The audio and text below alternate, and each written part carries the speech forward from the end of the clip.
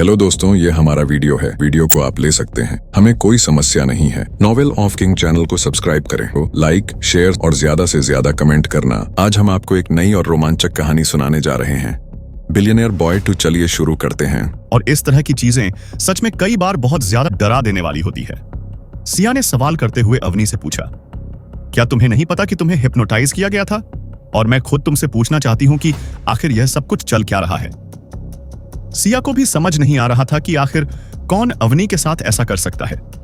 अवनी तो अकेले रहती थी और सबसे बड़ी बात, अवनी कोई साधारण लड़की नहीं थी, बल्कि एक सुप थी और उसके आसपास हमेशा उसके बॉडीगार्ड रहते थे। ऐसे में यह काम कौन कर सकता है? जब सिया ने देखा कि अवनी और सिया दोनों को ही बहुत सारी कंफ्यूजन है, तो सिया ने डिसाइड किया कि वह सारी बात पहले अवनी को बताएगी। जैसे ही अवनी को पता चला तो उसने हैरान होते हुए कहा, क्या कहा? मुझे ऑक्शन के लिए भेजा गया था और वह भी ऑक्शन में मेरी फर्स्ट नाइट। इतना कहकर ही बीच में ही अवनी रुक गई। उसे समझ नहीं आ रहा था कि वह किस तरह से रिएक्ट करे। इस वक्त रेहान के सामने उसे बहुत ज्यादा शर्म महसूस हो रही थी। अवनी की हालत लगभग रोने जैसी हो गई थी, पर फिर भी उसने खुद को संभालते हुए सवाल करते हुए सिया से पूछा, तो तुम यह कहना चाहती हो कि मुझे सम्मोहित किया गया था? पर यह सब कुछ काफी अजीब है।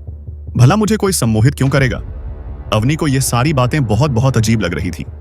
उसे समझ नहीं आ रहा था कि कोई उसके साथ ऐसा क्यों करेगा। जब रेहान ने देखा कि अवनी और सिया दोनों को ही कुछ समझ नहीं आ रहा है और दोनों ही बहुत ज्यादा कंफ्यूज लग रही हैं, तब जाकर रेहान ने अपना मुंह खोलते हुए उनसे कहा, इस बारे में थोड़ा ध्यान से सोचो। क्या इन दिनों तुम्हारे साथ कुछ भी स्पेशल या कुछ अजीब हुआ था? जरा सोचकर बताओ। क्या तुमने इन दिनों किसी अजनबी इंसान को देखा था? रेहान की बात सुनकर अवनी ने थोड़ा सवालिया नजरों से रेहान से पूछा, आप कौन? इस वक्त अवनी की हालत काफी ज्यादा खराब थी और वह किसी भी तरह से किसी भी अजनबी के आसपास नहीं रहना चाहती थी।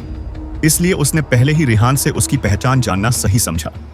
अवनी का सवाल सुनकर सिया ने तुरंत उससे कहा, अवनी, ये रेहान है, यंग मास्टर रेहान। इन्होंने तुम्हारी बहुत मदद की है। अगर इन्होंने तुम्हें उस ऑक्शन से आजाद नहीं करवाया होता और एक स्पिरिचुअल हैकर को ढूंढकर तुम्हें हिप्नोसिस के चंगुल से बाहर नहीं निकाला होता तो शायद आज तुम बहुत ज्यादा परेशानी में होती। उस वक्त तुम्हारे साथ बहुत ज्यादा दिक्कत थी। अगर तुरंत तुम्हारा इलाज नहीं होता तो शायद तुम एक चलती फिरती कटअप बन जाती। सिया की बात सुनकर अवनी ने चौंक हुए कहा, क्या मेरी कंडीशन इतनी ज्यादा खराब हो गई थी कि मैं एक कठपुतली तक बन सकती थी? अवनी ने बिल्कुल नहीं सोचा था कि अभी अभी वह जिस सिचुएशन से बाहर निकल कर आई है वह इतनी ज्यादा डेंजर थी। और अब जब सिया ने उसे बताया है तो अवनी को और ज्यादा डर लग रहा था। और फिर वह जानती थी कि सिया उससे झूठ तो नहीं बोल सकती। सिया और अवनी का रिश्ता इतना ज्यादा गहरा था कि अवनी चाहकर भी सिया पर शक नहीं कर सकती थी। अवनी ने तुरंत रेहान की ओर देखते हुए उससे कहा, यंग मास्टर रेहान, आपका बहुत बहुत शुक्रिया। आपने मेरी जान बचा ली। मुझे समझ नहीं आ रहा कि मैं कैसे आपका यह एहसान लौटा आऊंगी। रेहान ने अपना हाथ दिखाते हुए अवनी ने कहा, तुम्हें इन सब बातों की चिंता करने की कोई जरूरत नहीं है। फिलहाल के लिए तुम्हें सिर्फ इस बात पर ध्यान देना चाहिए कि यह सब तुम्हारे साथ किसने किया होगा, क्योंकि अगर तुम्हें याद नहीं आया यह सब कुछ तुम्हारे साथ किसने किया था तो शायद मुझे डर है कि भविष्य में भी तुम्हारे साथ फिर से यह सब कुछ हो सकता है। रेहान की बात सुनकर रवानी और सिया दोनों थोड़ा सा घबरा गई। रेहान ने अभी अभी जो कहा था वह बिना वजह की बात नहीं थी। जब से उस इंसान ने अनी को पहली बार हिप्नोटाइज किया है, तब से उस इंसान का मिलना बहुत ज्यादा जरूरी हो गया है। वरना जैसा रेहान ने भी कहा, वह इंसान पक्का फिर से अग्नि के साथ यही सब करेगा। यही सब सोचकर सिया ने अवनी से कहा, रेहान सही कह रहे हैं। अवनी प्लीज याद करने की कोशिश करो कि तुम्हारे साथ इन दिनों कुछ भी अजीब हुआ था। क्या कुछ और? अवनी ने याद करने की बहुत कोशिश की, पर उसका चेहरा देखकर लग रहा था कि उसे कुछ भी याद नहीं आ रही है। उसके चेहरे पर परेशानी साफ साफ देखी जा सकती थी। अवनी ने कहा, जैसा हमेशा होता था वैसा ही अब तक होता रहा था। जितना मुझे याद है इन दिनों कुछ भी स्पेशल नहीं हुआ था। अवनी की ऐसी बात सुनकर रेहान ने उससे कहा, हो सकता है तुम चीजों को ज्यादा सीरियसली नहीं लेती होगी, इसीलिए तुम्हें याद नहीं आ रहा। ठीक है, एक काम करो, मुझे बताओ, जब तुम्हारी मेमोरी लॉस हुई थी उससे पहले तुम किससे मिली थी और उस वक्त तुमने क्या किया था? मैं एनालाइज करने की कोशिश करता हूं, हो सकता है तुम्हें कुछ याद आ जाए। रेहान की बात सुनकर अवनी ने याद करते हुए कहा, जब मैंने अपनी मेमोरी लॉस्ट की थी उससे पहले मैं हमेशा की तरह की थी। मैंने कुछ टाइम पहले ही अपनी एक फिल्म की शूटिंग पूरी की थी और उसके बाद मेरे पास कुछ फ्री टाइम था जिसे मैंने घर पर रेस्ट करने के लिए इस्तेमाल किया। और रही बात किसी से कांटेक्ट करने की, तो अपने असिस्टेंट, बॉडीगार्ड और मैनेजर के अलावा मैं एक साइक के पास जरूर गई थी। अरे हाँ, मुझे याद आया, मैं एक साइकेट्रिस्ट के पास गई थी। अवनी ने इस वाली लाइन पर ज्यादा जोर देते हुए कहा था। सिया ने सवाल करते हुए पूछा, क्या यह वही साइकेट्रिस्ट है जिसके बारे में तुमने मुझे एक बार बताया था? अवनी ने हमें अपना सिर हिलाते हुए कहा, हाँ, कुछ टाइम पहले मैं थोड़ा डिप्रेशन में थी। उस वक्त मैं डॉक्टर किरण के पास गई थी और उन्हीं की वजह से मैं डिप्रेशन से बाहर आई थी।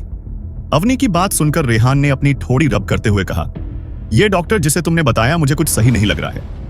रेहान के शक को सिरे से नकारते हुए अवनी ने कहा, ऐसा कैसे हो सकता है डॉक्टर किरण?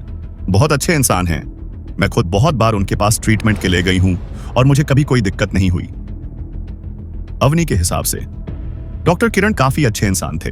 वे हमेशा मजाकिया मूड में रहते थे और सभी के साथ बहुत ही प्यार से बात किया करते थे। कोई अच्छे से पता था कि अपने पेशेंट के साथ कैसे व्यवहार करना है। ऐसे में इतने अच्छे इंसान को शक के दायरे में नहीं लाया जा सकता। हालांकि रेहान ने अवनी से पूछा, क्या तुमने कभी ऐसे लोगों के बारे में सोचा है जो तुम्हारे साथ बहुत अच्छे हैं और वह किसी भी तरह से तुम्हें हिप्नोटाइज कर सकते हैं? हाँ, मैं मानता हूं कि कोई भी साइकेट्रिस्ट जल्दी से हिप्नोटाइज करने के बारे में नहीं जानता है, पर कुछ लोग ऐसे होते हैं और इनमें कहीं ना कहीं थोड़ी या ज्यादा हिप्नोटाइज करने की एबिलिटी होती है। रेहान की बात को कुछ हद तक सिया भी समझ रही थी। उसने भी अचानक से कहा, तुम सही कह रहे हो, अवनी हो ना हो, उसके बाद से तुम्हें हिप्नोटाइज किया गया है। मुझे लगता है कि यह डॉक्टर किरण सस्पाइसियस है। अवनी अभी यह बात मानने को तैयार नहीं थी। उसने फिर से कहा, नहीं, ऐसा नहीं हो सकता डॉक्टर किरण। मेरे साथ ऐसा क्यों करेंगे? मेरे साथ ऐसा करने का उनके पास कोई काम नहीं है। जो इंसान उसके दिमाग की हालत को ठीक कर रहा था, भला वही उसके साथ ऐसा कैसे करेगा? फिलहाल किसी के पास भी इस बात का सबूत तो नहीं था, पर यह मामला इतना ज्यादा संगीन था कि इससे किसी की जान भी जा सकती थी। इसीलिए इसके सबसे बड़े सस्पाइसियस डॉक्टर किरण को ऐसे ही नहीं जान किया जा सकता था। कुछ सोचकर रेहान ने कहा, ठीक है, एक बार के लिए हम ऐसा मान लेते हैं कि उन्होंने तुम्हारे साथ कुछ भी गलत नहीं किया और हम ये सोचना शुरू करते हैं कि तुम्हारे साथ एग्जैक्टली पहले हुआ क्या था। चाहे जो भी मर्द था, पर उसने सबसे पहले तुम्हारी दिमाग को कंट्रोल किया और तुम्हारे लिए एक ऐसा जाल बिछाया जिससे तुम उन कागजों पर साइन कर सको, और उसके बाद उस इंसान तुम्हारे साइन का इस्तेमाल करके उन्हें इस लीगल ऑक्शन में भेज दिया। यह बहाना देकर कि तुम अपने कोई डेट्स को चुकाना चाहती हो और इसीलिए तुम अपनी फर्स्ट नाइट ऑक्शन कर रही हो। जैसे ही सिया और अवनी ने रेहान के मुंह से फर्स्ट नाइट शब्द सुना तो उन दोनों का चेहरा शर्म के मारे लाल हो गया, खास करके अवनी का। हालांकि अवनी एक एंग्लो इंडियन थी और बचपन से फॉरेन में ही ज्यादा आ रही थी और यह सब चीजें उसके लिए काफी नॉर्मल थी। हालांकि फिर भी रेहान जैसे बड़े आदमी के सामने इस तरह की बातें करना उसे काफी अनकंफर्टेबल लग रहा था। खैर, रेहान ने उनके एक्सप्रेशन पर बिल्कुल ध्यान नहीं दिया और अपनी बात जारी रखते हुए कहा, तो इस केस में मुझे लगता है कि जिसने भी तुम्हारे साथ यह सब किया उसे तुमसे या तुम्हारी बॉडी से कोई लेना देना नहीं था, बल्कि उसे तो सबसे ज्यादा मतलब अपने पैसे से था। या तो वह आय का आदमी तुम्हारे जरिए पैसे कमाना चाहता था या फिर तुम्हारी इज्जत खराब करना चाहता था। पर जितना हम जानते हैं कि ऑक्शन एसोसिएशन एक इलीगल एसोसिएशन है और यह आम लोगों के सामने नहीं होती है, तो हम कह सकते हैं कि इंसान ने यह सारा काम पैसों के लिए ही किया होगा। रेहान ने अभी अभी जो एनालिसिस किया था उस पर विश्वास किया जा सकता था और सिया को भी यही लग रहा था। पर अगर इस एनालिसिस को हम डॉक्टर किरण के ऊपर रखकर सोचते हैं तो बहुत हद तक वह इंसान इन सब चीजों से मेल खा रहा था और इस तरह यहां पर बहुत सारी अनरीजनेबल चीजें हो रही थी। सिया थोड़ी सी पजल थी। उसने कहा, अगर हम मान ले कि यह सब कुछ डॉक्टर किरण ने किया भी है तो मुझे नहीं लगता कि वह यह सब कुछ पैसों के लिए करेंगे। और सिया की बात को जारी रखते हुए अवनी ने भी कहा, डॉक्टर किरण बहुत ज्यादा फेमस है और उनके पास बहुत पैसे भी हैं और वह मुझसे ज्यादा अमीर थी, तो मुझे लगता है कि पैसों के लिए वह इस तरह की चीज कभी नहीं करेंगे। सिया और अवनी का कॉन्फिडेंस देखकर रेहान कुछ सोच में पड़ गया था। उसने थोड़ा कंफ्यूज होते हुए कहा, हिसाब से तुम दोनों बता रही हो, उस हिसाब से अगर डॉक्टर किरण ने यह सब कुछ नहीं किया तो मुझे समझ नहीं आ रहा कि और कौन हो सकता है जो तुम्हारे साथ ऐसा करेगा। रेहान के मन में सबसे ज्यादा सस्पाइसियस वो डॉक्टर किरण थे, क्योंकि उनके अलावा अवनी किसी से मिली भी नहीं थी और इस वक्त उनके पास कोई और क्लू था भी नहीं। रेहान यह सब कुछ सोच ही रहा था, तभी अचानक से अवनी ने कहा, बाय द वे, मैंने सुना है कि डॉक्टर किरण ने अभी कुछ टाइम पहले कहीं पर इन्वेस्टमेंट किया था और वह इन्वेस्टमेंट फेल हो गया था, जिसकी वजह से उन्होंने बहुत सारे पैसे गंवा दिए थे। तभी सिया को भी एहसास हुआ और उसने कहा, तुमने सही कहा अवनी, अगर कोई इंसान अमीर है तो जरूरी नहीं है कि वह हमेशा ही अमीर हो सकता है कि उसके साथ कुछ ऐसा हुआ हो कि उसे पैसों की जरूरत हो और उसने उसी के लिए इस तरह का कदम उठाया हो। अपने लास्ट ट्रीटमेंट के दौरान अवनी ने अपने रिमोट रूम में डॉक्टर किरण को फोन पर किसी से बात करते हुए सुना था और उस वक्त उनके बात करने का लहजा और टोन बहुत ज्यादा अजीब थी और इस बारे में उनके एम्प्लॉयज भी बात करने से कतराते थे। तो हो ना हो, पर जरूर उन लोगों को इस बारे में कुछ पता होगा। रेहान ने अभी जो अनुमान लगाया था उस पर बहुत हद तक अवनी और सिया को विश्वास नहीं हो रहा था, पर जैसे ही अवनी ने रेहान को बताया कि कुछ टाइम पहले डॉक्टर किरण को किसी इन्वेस्टमेंट में काफी लोग हुआ था, तो ये बात सुनकर रेहान की आंखें एकदम से चमक गईं, क्योंकि उसे पूरा विश्वास था कि कहीं ना कहीं अवनी के साथ जो हुआ उसमें डॉक्टर किरण शामिल थे। अवनी को पहले लगा था कि इन सब चीजों का उससे कोई लेना देना नहीं है, इसीलिए उसने इस बात पर ज्यादा ध्यान नहीं दिया था। पर जब उसने इस वक्त इस बारे में सोचा तो उसे अचानक से एहसास हुआ कि रेहान अभी जो अनुमान लगा रहा था वह बहुत हद तक सही हो सकता है। अवनी के बात सुनकर रेहान ने पूरे कॉन्फिडेंस के साथ अपनी गर्दन हमें हिलाते हुए कहा, अगर यह सब कुछ डॉक्टर किरण ने किया है तो हो सकता है कि इन सब के पीछे यही कारण रहा हो। जब आखिरी बार तुम अपने ट्रीटमेंट के लिए वहां गई थी तो उस वक्त अपने ऊपर जो लॉस चढ़ा हुआ था उसे उतारने के लिए उसने तुम्हारा इस्तेमाल किया और डॉक्टर किरण यह सबको सिर्फ तुम्हारे साथ ही कर सकते थे, क्योंकि इससे कोई भी उनके ऊपर शक नहीं करता। जब तुम्हारा इलाज कर रहे थे उसी दौरान उन्होंने तुम्हें हिप्नोटाइज किया और उसके बाद जो कुछ भी हुआ वह सब हमारे सामने है। रेहान को 90% विश्वास था कि यह सब कुछ डॉक्टर किरण ने किया है और फिर अवनी को भी अब विश्वास हो रहा था कि यह सब कुछ कहीं ना कहीं डॉक्टर किरण कर सकते हैं, पर फिर भी इस बात पर विश्वास करना उसके लिए थोड़ा मुश्किल हो रहा था, क्योंकि यह सब कुछ बहुत ही कम टाइम में उसके सामने आया था।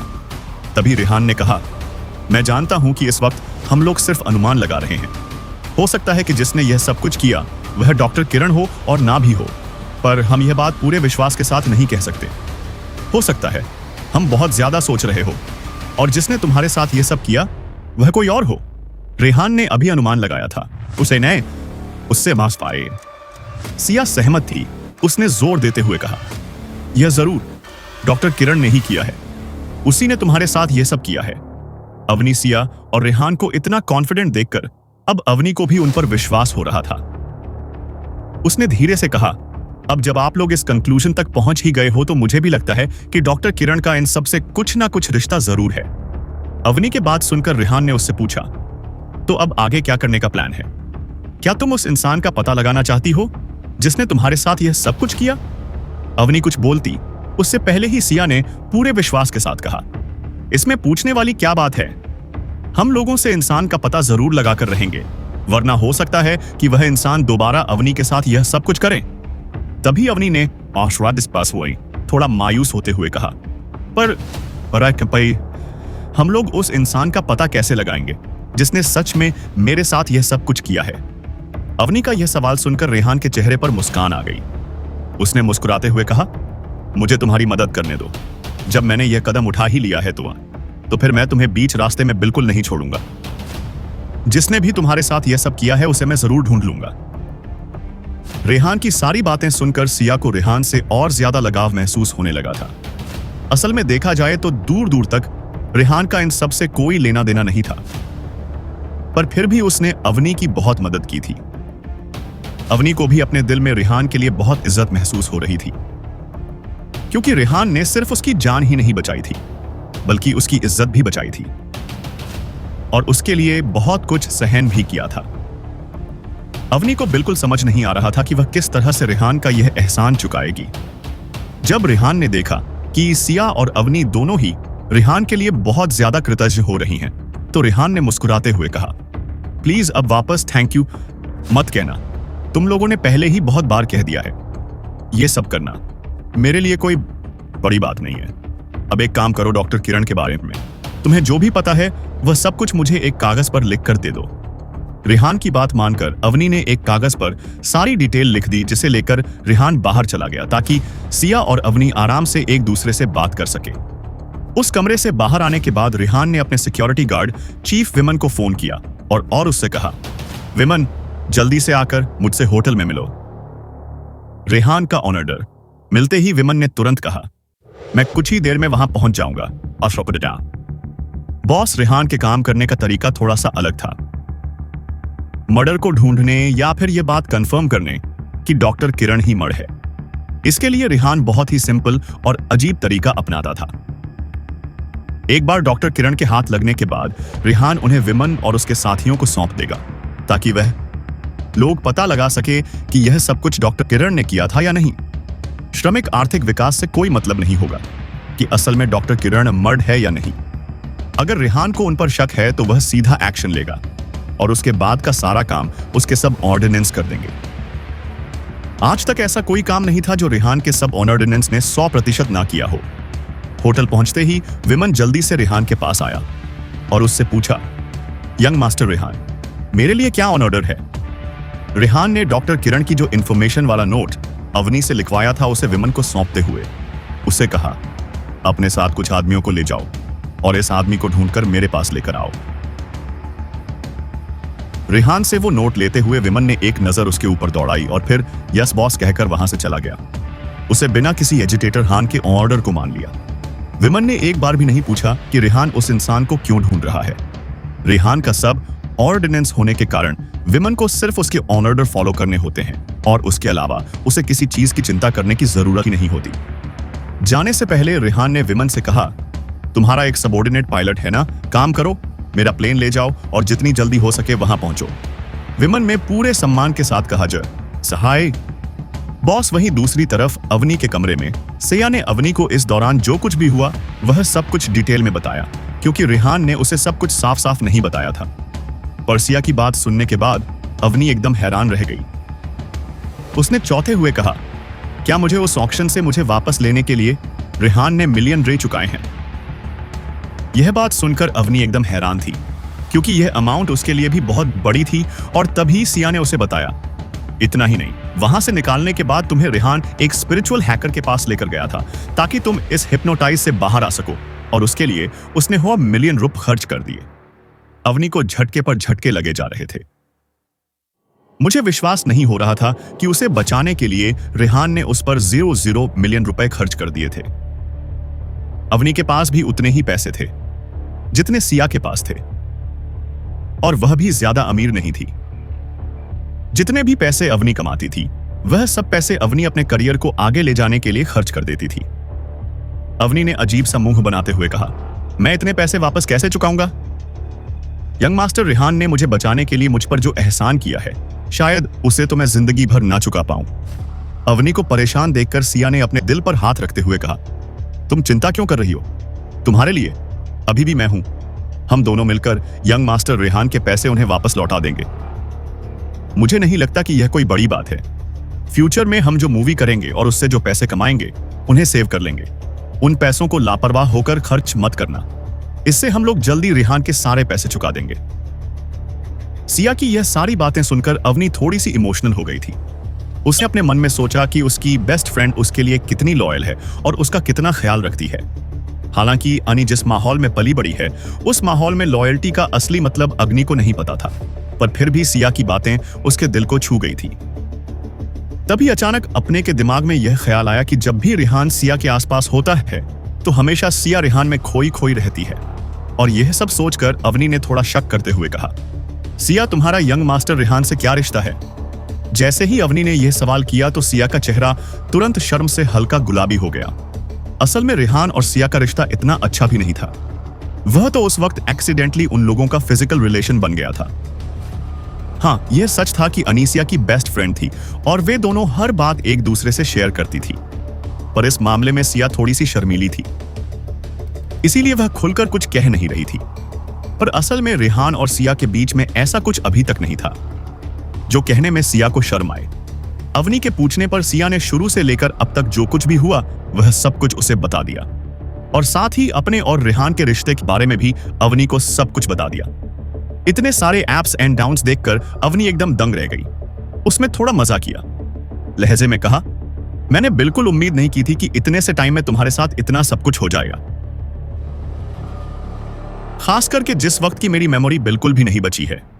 अवनी की बात सुनकर सिया थोड़ा सा शर्मा गई और फिर उसने बात को टालते हुए कहा, चलो ठीक है, अब हम हमारे बारे में बात नहीं करते हैं। तुम्हारे साथ जो हुआ वह ज्यादा खतरनाक था। एक बात बताओ, अगर डॉक्टर किरण ही इन सब के पीछे हुए तो तुम उनके साथ क्या करोगी? सिया की बात सुनकर अवनी ने अपनी गर्दन ना में हिला दी और उसका चेहरा एकदम बिना हाव भाव का हो गया। उसने बिना किसी एक्सप्रेशन के कहा, मुझे नहीं पता मैं क्या करूंगी और ना ही मैंने इस बारे में कभी सोचा। असल में सिया ने अवनी से यह सवाल जानबूझकर पूछा था क्योंकि वह अवनी का एक सीक्रेट जानती थी। बिग स्टार अवनी जो लाखों लोगों के दिलों की धड़कन है, असल में उसे किसी पर क्रश है और यह इंसान कोई और नहीं बल्कि डॉक्टर किरण थे। इस बात पर विश्वास करना बहुत ज्यादा मुश्किल था कि इतने बड़े और रिस्पेक्टेड डॉक्टर इस तरह की हरकत करेंगे, पर हर तरह से चीजों को देखने के बाद अवनी ने भी मान लिया था कि उसके साथ जो कुछ भी हुआ वह डॉक्टर किरण ने ही किया था। पर यह सारी बातें दिल से एक्सेप्ट करना अवनी के लिए बहुत मुश्किल था, क्योंकि जिस इंसान के ऊपर अवनी को ट्रस्ट था और जिसे कहीं ना कहीं अपनी पसंद करती थी, असल में वही इंसान उसे भरे बाजार में नीलाम कर रहा था। भला इस बात से ज्यादा दुखी बात और क्या होगी? दोपहर के समय अभी भी कुछ सीन थी जो सिया को शूट करने थे, जो पहले ही ऑप्शन एसोसिएशन की वजह से कुछ दिन लेट हो चुके थे। भले ही डायरेक्टर नवीन ने उससे कुछ ना कहा हो, पर वह जानती थी कि उसकी वजह से प्रोडक्शन में बहुत लेट हुआ है। और अब जब उसकी बेस्ट फ्रेंड ठीक है तो अगर वह सेट के ऊपर जा सकती है तो उसे जाना चाहिए। भले ही सिया ने यह फिल्म रेहान के लिए साइन की हो, पर फिर भी उसे इस काम को पूरी जिम्मेदारी के साथ करना होगा। जैसे ही अवनी को पता चला कि सिया सेट के ऊपर फिल्म शूट करने जा रही है तो उसने सिया से रिक्वेस्ट की कि वो एक बार उसे भी अपने साथ सेट पर लेकर जाए। वैसे तो सिया जानती थी कि अवनी को फिलहाल सिर्फ और सिर्फ डॉक्टर के इंस्ट्रक्शन फॉलो करने हैं और सिर्फ आराम करना है, पर अवनी की जिद के आगे उसने उसकी बात मान ली और उसे सेट के ऊपर ले जाने के लिए राजी हो गई। जो भी बात रेहान को पता चले कि अवनी सेट के ऊपर जाना चाहती है तो उसने भी अवनी की इस इच्छा को मना नहीं किया। वैसे तो यह कोई बड़ी बात नहीं थी, पर यह एक अनकहा रूल था कि फिल्म के दौरान किसी भी बाहरी इंसान को फिल्म के सेट के ऊपर नहीं आने दिया जाता था, क्योंकि फिल्म की पूरी शूटिंग को कॉन्फिडेंस रखना होता था। पर अवनी जैसे सुपरस्टार के लिए यह सारे नियम मायने नहीं रखते थे। जब अवनी को पता चला कि सिया अपनी शूटिंग पर जा रही है तो उसने भी एक बार उसके साथ जाकर सेट देखने की जिद की। वैसे तो डॉक्टर के हिसाब से इस वक्त अवनी को पूरी तरह रेस्ट लेना चाहिए था, पर फिर भी उसके इतनी बार रिक्वेस्ट करने पर सिया उसे मना नहीं कर पाए और अपने साथ ले जाने के लिए भी मांग गई। जब यह बात रेहान को पता चली तो उसने भी ज्यादा कोई रोक टोक नहीं किया, क्योंकि अवनी एक बड़ी और फेमस स्टार थी और अगर वह उनके सेट पर जाती है तो इससे कहीं ना कहीं उनकी वैल्यू ही बढ़ेगी। कायू की 2 वर्ल्ड क्लास सेलिब्रिटी एक साथ सेट पर होना बहुत बड़ी बात थी। रेहान ने तुरंत हाँ कह दी थी, पर वह भूल गया था कि उसके सेट के आसपास बहुत सारे रिपोर्टर्स होंगे जो सीक्रेट उनकी हर एक्टिविटी के ऊपर नजर रखते हैं। जैसे ही रेहान उन 2 वर्ल्ड क्लास सुपरस्टार्स के साथ सेट के ऊपर पहुंचा तो एंट्रेंस गेट पर आते ही छुपे हुए इन रिपोर्टर्स ने उनकी एक पिक्चर क्लिक कर ली। हालांकि यह पिक्चर उन लोगों के लिए भी उतनी ही सरप्राइजिंग थी। तभी उनमें से एक रिपोर्टर ने एकदम हैरानी भरे शब्दों में कहा, मैं कहीं कुछ गलत तो नहीं देख रहा हूं ना? अभी अभी जो अंदर गई थी वह स्पष्ट अनी ही थी ना? तभी उसके साथ वाले रिपोर्ट ने कहा, भाई तुमने कुछ भी गलत नहीं देखा है, क्योंकि मुझे भी लगा कि वह अवनी ही है और उसके साथ सुपरस्टार सिया भी थी। आखिर चल क्या रहा है? 2 वर्ल्ड क्लास सुपरस्टार एक साथ डूम्सडे लीजेंड प्रोडक्शन के सेट पर क्या कर रही हैं? वह दोनों रिपोर्टर इतनी ज्यादा शॉक थे कि उन लोगों को लगा कि उन्हें तुरंत यह फोटो अपनी कंपनी को भेज देनी चाहिए, क्योंकि जैसे ही यह फोटो इंटरनेट पर अपलोड होगी तो तुरंत हमारी वेबसाइट पर बहुत सारा ट्रैफिक आ जाएगा। रेहान को कोई अंदाजा नहीं था कि एक बार फिर से कुछ रिपोर्टर्स ने छुपकर उसकी तस्वीरें ले ली हैं, क्योंकि हो सकता है कि इसकी वजह से कोई मिसअंडरस्टैंडिंग इंटरनेट के ऊपर वायरल हो जाए। जैसे ही अवनी सिया के साथ सेट के ऊपर पहुंची तो वहां का नजारा देखकर वह एकदम से हैरान रह गई। अवनी खुद एक सुपरस्टार थी और बहुत सारे बड़े सीन ऑफ शूट कर चुकी थी, पर इस वक्त जो नजारा उसके सामने था वह काफी ज्यादा शॉकिंग था। हजारों ग्रुप एक्टर्स को एक साथ एक ही टाइम पर शूट करते हुए देखकर अवनी काफी ज्यादा हैरान थी। अवनी ने अब जा रहा था और ना चाहते हुए भी यह आवाज अपनी के कानों में पड़ रही थी। उसने मुड़कर उन लोगों की तरफ देखा और उन सबको अपनी तरफ देखता हुआ पाकर हैरान रह गई। उसी वक्त उसके दिमाग में अचानक से एक ख्याल आया। रेहान का अग्नि के ऊपर बहुत ज्यादा आसान था और वह चाहकर भी इस बात को भूल नहीं सकती थी कि रेहान ने उसके ऊपर 0 मिलियन रुपए खर्च किए हैं। हालांकि इतने कम टाइम में अनी रेहान के पैसे तो नहीं लौटा सकती थी, पर उसने सोचा कि वह रेहान के लिए उसके फिल्म में काम करके अपने ऊपर चढ़े हुए एहसान को थोड़ा कम कर सकती है और शायद रेहान का एहसान चुकाने का उसके पास इससे अच्छा कोई तरीका हो भी नहीं सकता था। इन्हीं सब के बारे में सोचते हुए अवनी ने अपना चेहरा रेहान की तरफ घुमा लिया और उससे पूछा, यंग मास्टर कार्तिक, क्या आप अपनी मूवी में मुझे एक रोल दे सकते हैं? अवनी की बात सुनकर रेहान एकदम कंफ्यूज हो गया। उसने बिल्कुल उम्मीद नहीं की थी कि अवनी उससे ऐसा कोई सवाल पूछेगी। रेहान ने थोड़ा हैरान होते हुए अवनी से पूछा, तुम अचानक से इस तरह की बातें क्यों कर रही हो? अवनी ने बहुत ही मासूमियत के साथ कहा, आपने मेरे ऊपर बहुत सारे पैसे खर्च किए हैं और मैं उन्हें आपको लौटाना चाहती हूं, तो क्या ऐसा नहीं हो सकता कि इन पैसों को लौटाने के लिए मैं आपके फिल्म में काम करूं? रेहान ने बहुत ही प्यार से अवनी को कहा, क्या मैंने तुम्हें नहीं कहा था कि तुम्हें पैसों की चिंता करने की कोई जरूरत नहीं है? रेहान की बात सुनकर भी अवनी नहीं मानी और उसने थोड़ा जिद करते हुए कहा, नहीं, मैं आपके पैसे आपको लौटाना चाहती हूँ। अगर आपकी फिल्म के अंदर अभी भी कोई सूटेबल रोल है जिसे मैं कर सकती हूँ तो प्लीज मुझे एक बार आपके लिए काम करने का मौका दीजिए। अवनी की बात सुनकर रेहान ने उसे कुछ सोचते हुए कहा, तुम अभी तक पूरी तरह से रिकवर नहीं हुई हो, इसीलिए तुम्हारा काम करना अभी ठीक नहीं है। असल में रेहान खुद भी चाहता था कि अगर अवनी उसके लिए काम करना चाहती है तो वह उसका खुले दिल से स्वागत करे।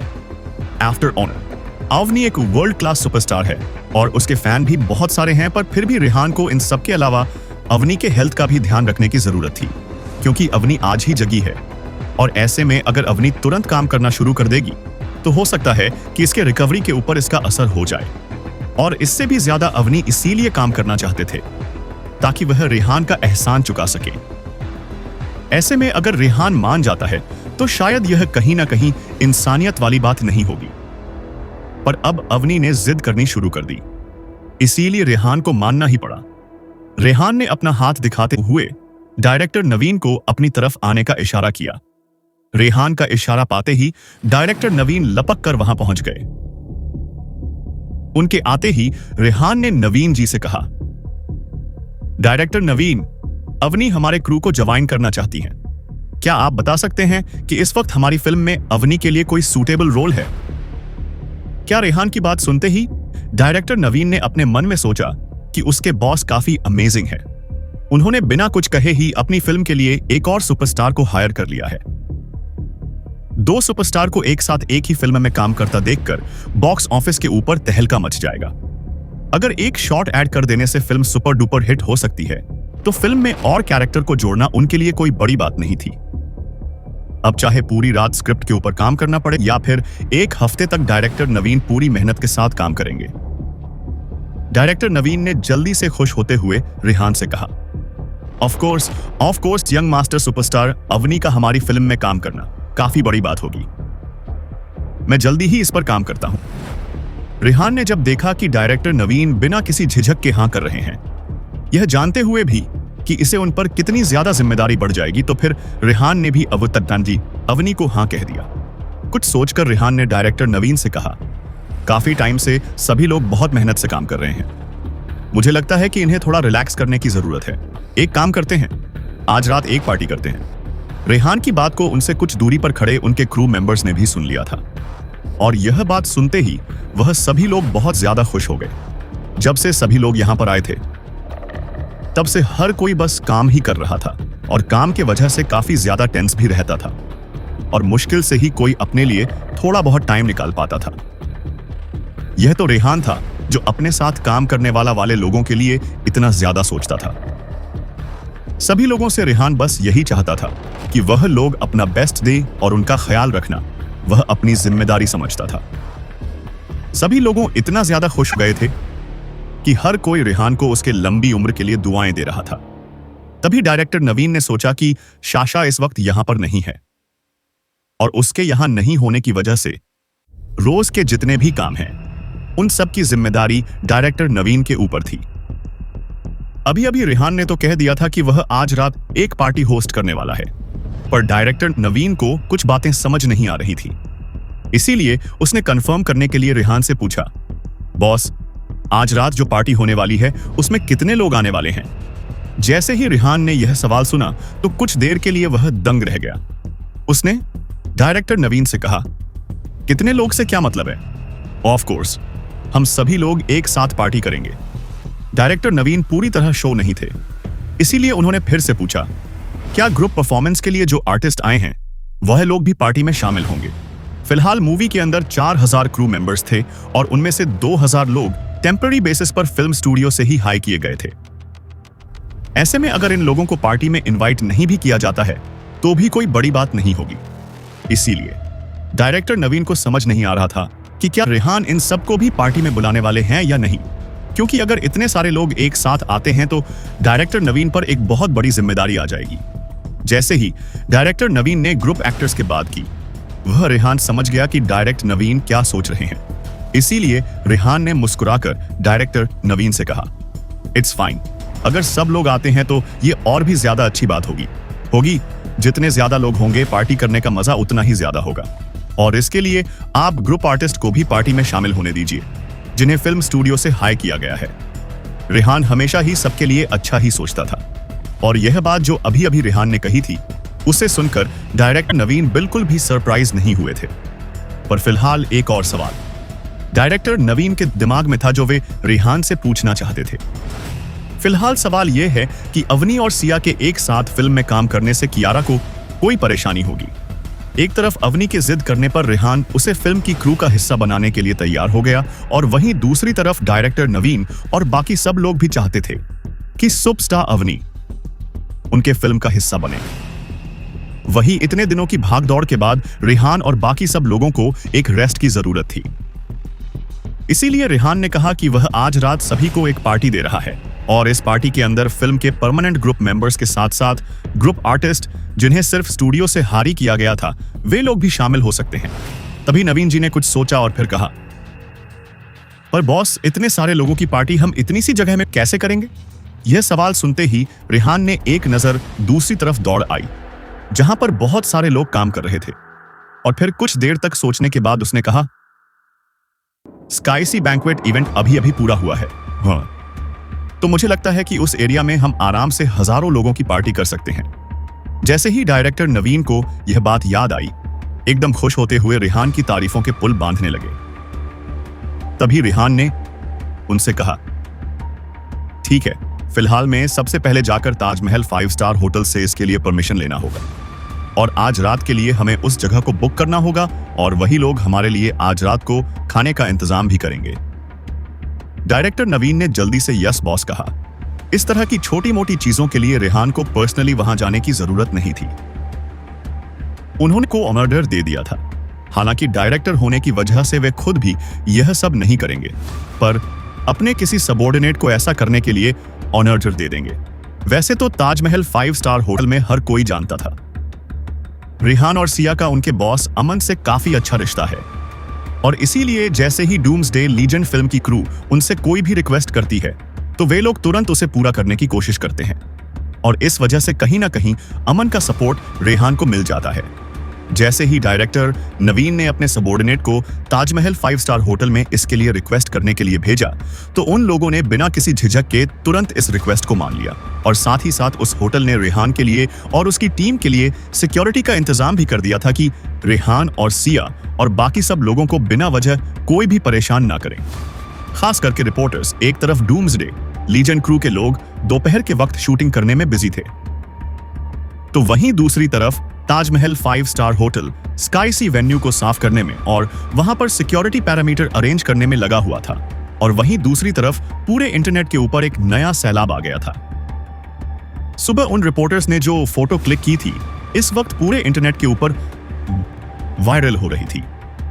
एक साथ 2 सुपरस्टार का एक ही फिल्म के सेट के ऊपर होना कोई इत्तेफाक नहीं था। इसीलिए न्यूज वायरल होते ही सभी लोग इसके ऊपर अपनी अपनी राय देना शुरू कर चुके थे। इस वक्त लोग अलग अलग तरह की बातें कर रहे थे। यह डूम्सडे लीजेंड फिल्म शुरू से ही काफी लो प्रोफाइल रही है, पर अब जाकर समझ आ रहा है कि यह तो पूरा का पूरा ड्रैगन है जो अभी तक समुद्र के अंदर छिपा हुआ था। ऐसा है क्या? इस मूवी के अंदर जो दो सुपरस्टार एक साथ इस फिल्म के अंदर काम कर रही हैं, इस वक्त मलाइका के क्रू की हालत एकदम खराब थी। उन लोगों की तरफ से अभी तक कोई भी रिएक्शन नहीं आया था। ऐसा लग रहा था जैसे लोग भूल ही गए हैं कि रेहान की अपोजिट में मलाइका एक फिल्म कर रही थी। इस वक्त रेहान की फिल्म की पॉपुलर बहुत ज्यादा हाई थी। ऐसा लग रहा था जैसे रेहान को अपनी फिल्म के प्रमोशन के लिए कोई पैसा खर्च करने की जरूरत ही नहीं थी। और दूसरी बात, अवनी जिसने अभी अभी रेहान की फिल्म को ज्वाइन किया था, उसने फीस के तौर पर 1 रुपया भी नहीं लिया। शायद यह उसका एहसान चुकाने का तरीका था। इस वक्त पूरे इंटरनेट के ऊपर मीडिया चाहती थी कि रेहान एक प्रेस कॉन्फ्रेंस ऑर्गेनाइज करें और इस बात को खुद अपने मुंह से कहे कि ये दोनों स्टार उनकी फिल्म में काम कर रहे हैं ताकि सभी लोगों को विश्वास हो जाए। डायरेक्टर नवीन पहले से बहुत ज्यादा बिजी थे और अब उनके ऊपर आज रात की पार्टी की जिम्मेदारी और अवनी के लिए एक अच्छा और सूटेबल रोल लिखने की जिम्मेदारी भी आ गई थी। और इतना कम नहीं था कि अब मीडिया रिपोर्टर चाहते हैं कि रेहान एक प्रेस कॉन्फ्रेंस भी करें। और जितना डायरेक्टर नवीन जानते थे, रेहान हमेशा से लोग प्रोफाइल लेना पसंद करता है। ऐसे में वह खुद पूरी कॉन्फ्रेंस के अंदर बिल्कुल भी दिखाई नहीं देगा।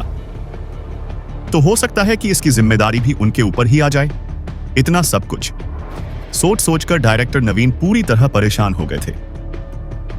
वह जल्दी से रेहान की तरफ भागते हुए गए और उन्हें थोड़ा पानी का गिलास पकड़ते हुए बोले, बॉस, इतना सब कुछ काम मैं अकेले नहीं कर सकता हूं। इस वक्त मैं पहले ही बहुत सारा काम करने में बिजी हूं, इसीलिए यह प्रेस कॉन्फ्रेंस करना मेरी बस की बात नहीं है। हालांकि डायरेक्टर नवीन के पास यह सबसे अच्छा मौका था अपनी रेपुटेशन को पब्लिक के बीच में बढ़ाने का। सभी लोग जानते हैं फिल्म अभी भी चल रही है, इसीलिए मैं सिर्फ आप सभी लोगों को 15 मिनट अपने बिजी शेड्यूल में से दे सकता हूं।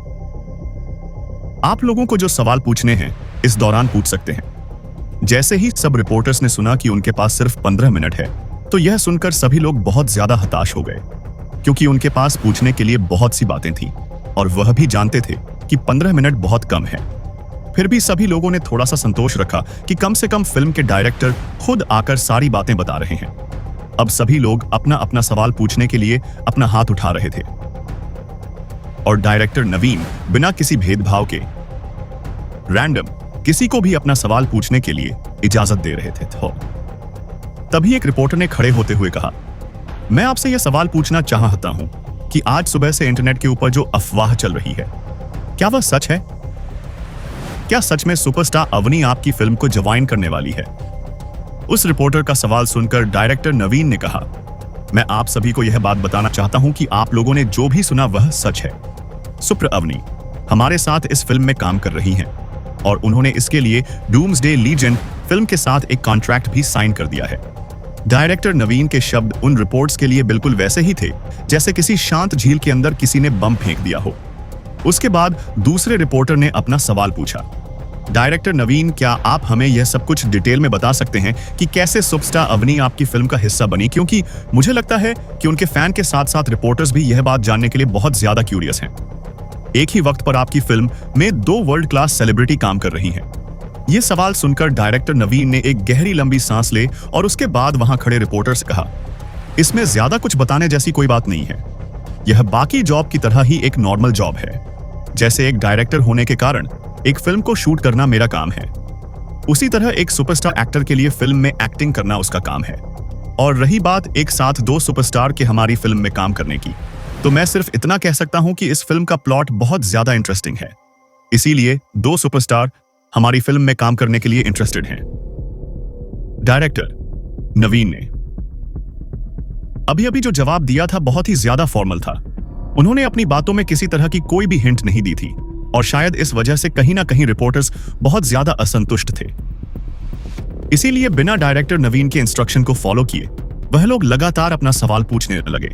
हालांकि डायरेक्टर नवीन पहले बहुत सारे अवार्ड अचीव किए थे, पर फिर भी उन्होंने कभी भी इस तरह का नजारा एक्सपीरियंस नहीं किया था।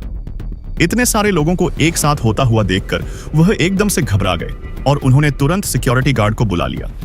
वही रेहान जो पीछे से यह सब कुछ छुपकर देख रहा था। उन्होंने देखा कि शायद डायरेक्टर नवीन को इन सब में कुछ ज्यादा ही डिफिकल्टी हो रही है और रेहान बिल्कुल नहीं चाहता था कि किसी भी वजह से उसके साथ काम करने वाले लोगों को कोई भी परेशानी हो।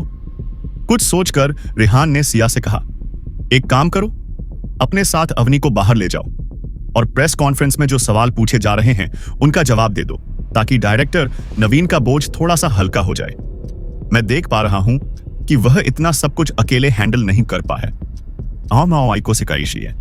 रेहान की रिक्वेस्ट को सुनकर सिया ने बिल्कुल भी उसे मना नहीं किया और खुश होते हुए बोली, ठीक है रेहान, मुझे इसमें कोई दिक्कत नहीं है। सच कहे तो अगर सिया रेहान के अलावा किसी और मूवी में अभी तक काम कर रही होती तो वह डेफिनेटली इस तरह के प्रमोशन इवेंट में या प्रेस कॉन्फ्रेंस में जाने के लिए मना कर देती या फिर इसके लिए अलग से चार्ज करती।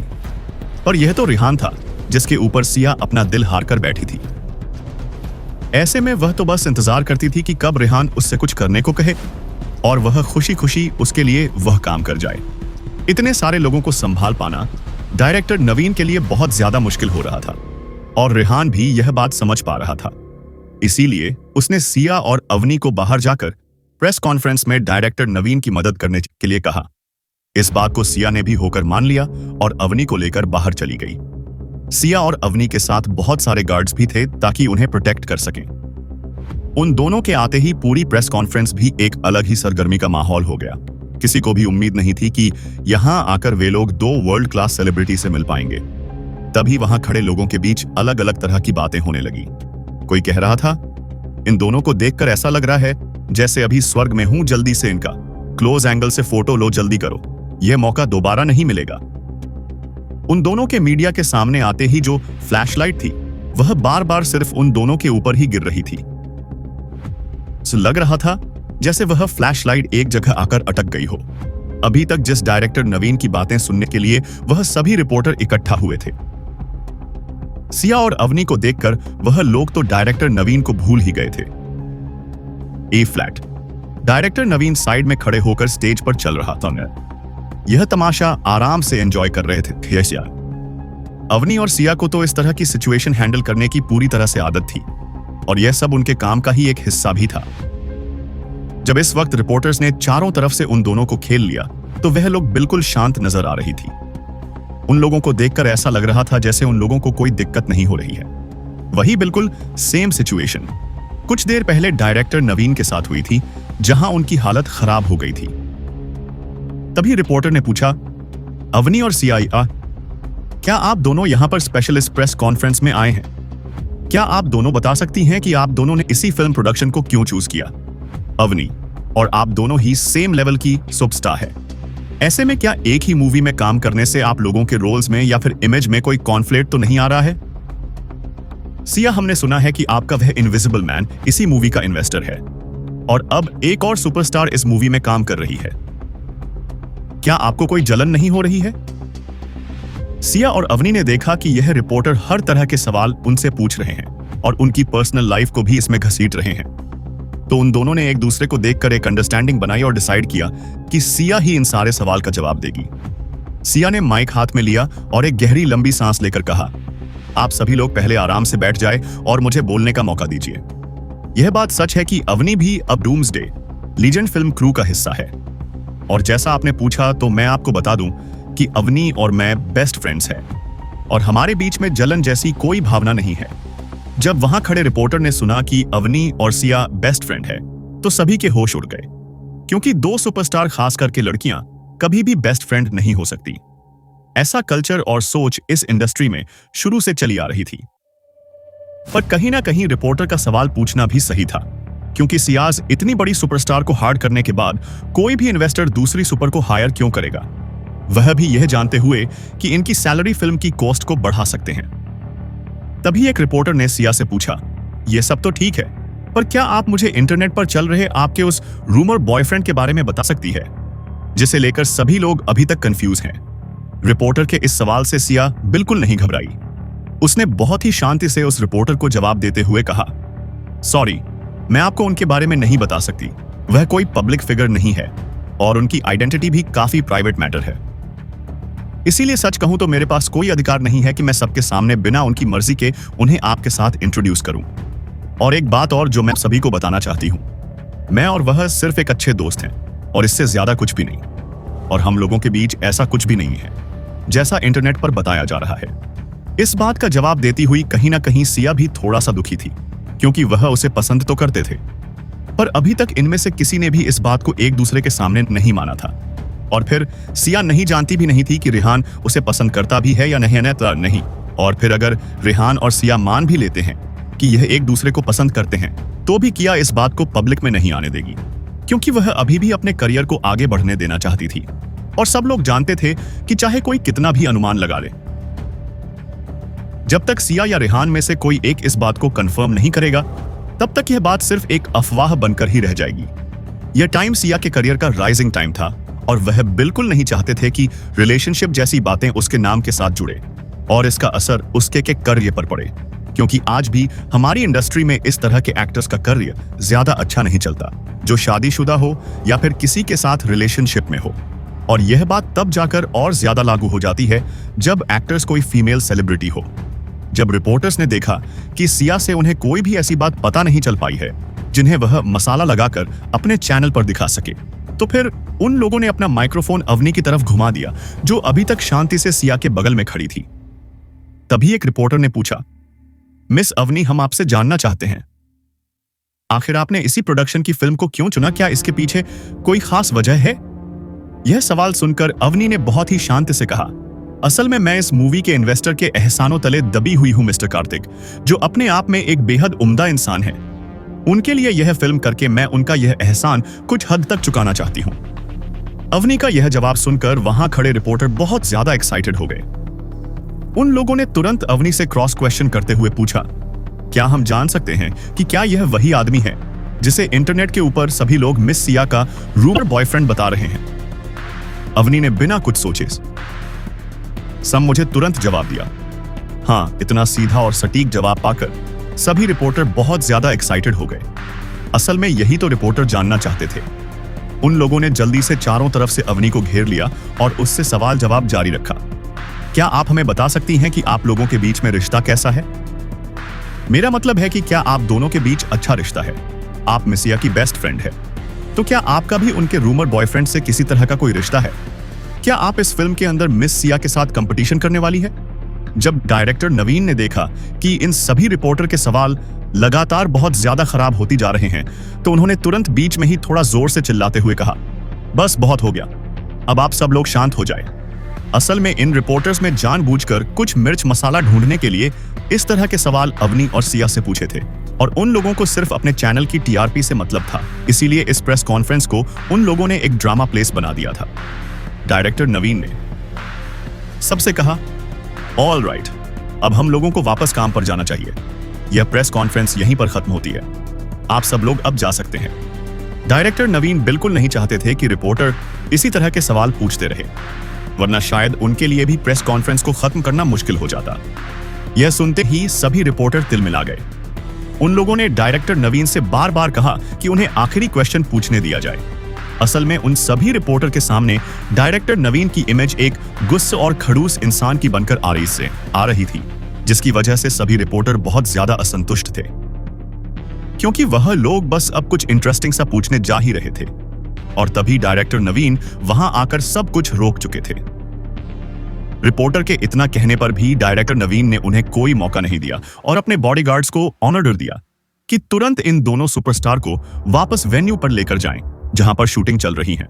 तभी एक रिपोर्टर ने थोड़ा सा नाराज होते हुए कहा, अवनी, बस हमें जवाब देने ही वाली थी, पर इस डायरेक्टर ने आके सब कुछ खराब कर दिया। तभी एक 10वें रिपोर्टर ने कुछ सोचते हुए कहा, नहीं, मुझे लगता है कि सब कुछ एकदम क्लियर है, क्या तुम लोगों ने नोटिस नहीं किया? यह सवाल सुनकर एक तीसरे रिपोर्टर ने बहुत ही कंफ्यूज होकर कहा, इसमें क्लियर क्या है, तुम्हें देखा नहीं? अवनी ने अपने मुंह से कोई बात नहीं कही, ऐसे में हम लोग कुछ भी क्लियर छाप नहीं सकते हैं। तभी उस दूसरे रिपोर्टर ने कहा, हमारे इतने सारे सवाल पूछने पर डायरेक्टर नवीन ने कुछ नहीं कहा, पर जैसे ही हम लोगों ने थोड़ा सा पर्सनल सवाल पूछा तो डायरेक्टर नवीन एकदम से एक्शन मोड में आ गए और प्रेस कॉन्फ्रेंस को ही एंड कर दिया। मुझे लगता है कि सिया हम लोगों से कुछ छुपा रही है और वह गलती से भी यह बात बोल ना दे, इसीलिए डायरेक्टर नवीन ने ऐसा किया।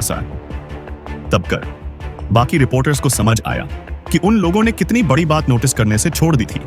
पर असल में सच तो यह है कि जो बात अभी तक के रिपोर्टर सोच रहे थे वैसे तो कुछ था ही नहीं। अवनी और सिया तो कोई और बात ही छुपा रहे थे। इस वक्त ये रिपोर्टर सोच रहे थे कि असल में अंदर ही अंदर इन दोनों सुप के बीच में कोई लड़ाई चल रही है जिसे यह लोग छुपाना चाह रही हैं। पर असल बात तो यह थी कि सिया नहीं चाहती थी कि अवनी की हिप्नोटाइज वाली बात किसी के भी सामने आए और किसी को भी पता चले कि अवनी एक ऑक्शन में लगभग नीलाम हो गई थी। वही डायरेक्टर नवीन को भी अवनी की ऑक्शन और हिप्नोटाइज वाली बात नहीं पता थी, इसीलिए वह लोग भी कुछ ऐसा ही अनुमान लगा रहे थे जैसा बाकी रिपोर्ट लगा रहे थे। पर जो भी था वह सेट के अंदर था और वह नहीं चाहते थे कि किसी भी तरह से यह बात मीडिया में जाए। असल में डायरेक्टर नवीन को इस बात का डर लग रहा था कि कहीं यह बात मीडिया में ना आ जाए कि उसके बॉस इस वक्त एक साथ 2 कश्तियों में सवार होकर चल रहे हैं। डायरेक्टर नवीन को लग रहा था कि जब पहली बार वह रेहान से मिले थे तब रेहान ज्यादातर लड़कियों से दूर रहते थे। हालांकि उनके पास काफी खूबसूरत लड़कियां थीं और हर कोई रेहान के सर फेंक इशारे का इंतजार कर रही थी। फिर भी रेहान हमेशा लड़कियों से दूर रहते थे। पर जब से रेहान फिल्म की शूटिंग के लिए इस आइलैंड के ऊपर आए हैं तब से रेहान बहुत ज्यादा बदल गए हैं। उन्होंने सिया जैसे सुपरस्टार के साथ फिजिकल रिलेशन बना लिया और यहां तक कि बिना किसी झिझक के उसके साथ एक ही होटल में और एक ही रूम में रह रहे थे। और अब अचानक से अवनी का आना डायरेक्टर नवीन को लग रहा था कि रेहान का सुपरस्टार अवनी के साथ भी कोई ना कोई रिश्ता है। इसीलिए उन्होंने तुरंत अवनी के साथ एक कॉन्ट्रैक्ट साइन कर लिया और उसे फिल्म में जगह भी दे दी। हो सकता है कि रेहान का अवनी के साथ भी नजदीक का रिश्ता हो जैसा सिया के साथ है। सच कहे तो अगर रेहान को पता होता कि डायरेक्टर नवीन उसके बारे में यह सब सोच रहे हैं तो डेफिनेटली रेहान अभी तक उनके कान के नीचे एक बजा चुका होता, क्योंकि डायरेक्टर नवीन कुछ ज्यादा ही दिमाग को खुला करके सोच रहे थे। इसीलिए रेहान को एक थप्पड़ तो उनके गाल पर लगाना ही चाहिए था, जिससे उन्हें होश आए कि वह अपने बॉस के बारे में कितना गलत सोच रहे हैं। पर फिलहाल के लिए ना रेहान को यह बात पता थी और ना डायरेक्टर नवीन के गाल पर अभी तक थप्पड़ पड़ा था। अवनी के साथ जो कुछ भी हुआ था वह बहुत ज्यादा शर्मनाक था और कोई भी लड़की नहीं चाहती थी कि उसकी इज्जत इस तरह से पूरी दुनिया के सामने खराब हो। इसीलिए जिन लोगों को अवनी की इस हालत के बारे में पता था उन लोगों ने इस बात को एकदम सीक्रेट ही रखा हुआ था। इसलिए शायद जिन लोगों को अवनी की सच्चाई नहीं पता थी वे सभी लोग डायरेक्टर नवीन की तरह ही सोच रहे थे। प्रेस कॉन्फ्रेंस बीच में रोकने की वजह से सभी रिपोर्टर को लग रहा था कि जरूर सिया की तरह ही अवनी का भी रेहान से डेसुस कोई रिश्ता है, जिसकी वजह से अचानक से अवनी ने रेहान की फिल्म के साथ कॉन्ट्रैक्ट साइन किया है, वरना 2 सुपरस्टार एक साथ एक फिल्म में कैसे काम कर सकती थी। और इस बात को हवा तब मिल गई जब उन लोगों के सवाल पूछने पर डायरेक्टर नवीन ने बीच में ही प्रेस कॉन्फ्रेंस को खत्म कर दिया था। असल में डायरेक्टर नवीन भी कुछ ऐसा ही सोच रहे थे जैसा बाकी रिपोर्टर सोच रहे थे, क्योंकि किसी को भी अभी अभी अवनी के साथ जो हुआ था उसकी सच्चाई नहीं पता थी। और जिन लोगों को पता थी उन्होंने इस बात को अपने तक ही रखा, क्योंकि किसी भी लड़की का इस तरह अपनी फर्स्ट नाइट को ऑनेक्शन करना बहुत ही शर्म की बात होती है। हालांकि अवनी ने यह सब कुछ अपने खराब दिमागी हालत में किया था, इसीलिए जिन लोगों को यह सच्चाई पता थी उनमें से किसी ने भी अवनी को गलत नहीं समझा और ना ही इस बात को आगे बढ़ने दिया। लगभग 1 घंटे से भी कम टाइम में पूरा इंटरनेट अलग अलग तरह के आर्टिकल से भर गया, जिसमें सुपरस्टार अवनी के डूम्सडे एजेंट फिल्म के साथ कॉन्ट्रैक्ट साइन करने वाली बात हाइप हो रही थी। यह न्यूज जितनी ज्यादा पॉपुलर हो रही थी उसके साथ साथ एक चीज और भी पॉपुलर हो रही थी, और वह थी इंटरनेट पर सिर्फ वायरल हो रहे आर्टिकल के लास्ट में लिखी हुई लाइन, जिसमें लिखा था कि लगता है सुपरस्टार अवनी का सुपरस्टार सिया के रूमर बॉयफ्रेंड के साथ क्लोज रिश्ता है। सिया के बॉयफ्रेंड लगता है एक साथ 2 कश्तियों पर सवार होकर चल जाते हैं। यह डूम्सडे लीजेंड फिल्म कोई साइंस फिक्शन ड्रामा है या प्लेस ड्रामा है।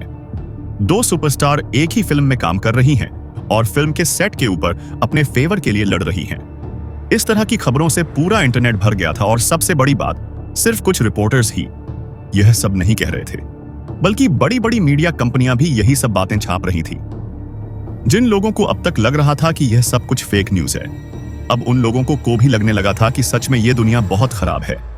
असल में हम सबकी सोच ऐसी ही होती है। हमें लगता है कि हर एंटरटेनमेंट इंडस्ट्री से जुड़ा इंसान दोहरी जिंदगी जीता है और इन लोगों की जिंदगी, इनके इमोशन सब कुछ नकली होते हैं। इन लोगों को सिर्फ पैसे और फेम का बुखार होता है और कुछ भी नहीं। अब लोगों को लग रहा था कि दो फेमस सेलिब्रिटी एक टाइम पर एक साथ एक ही इंसान के प्यार में पड़ गई हैं।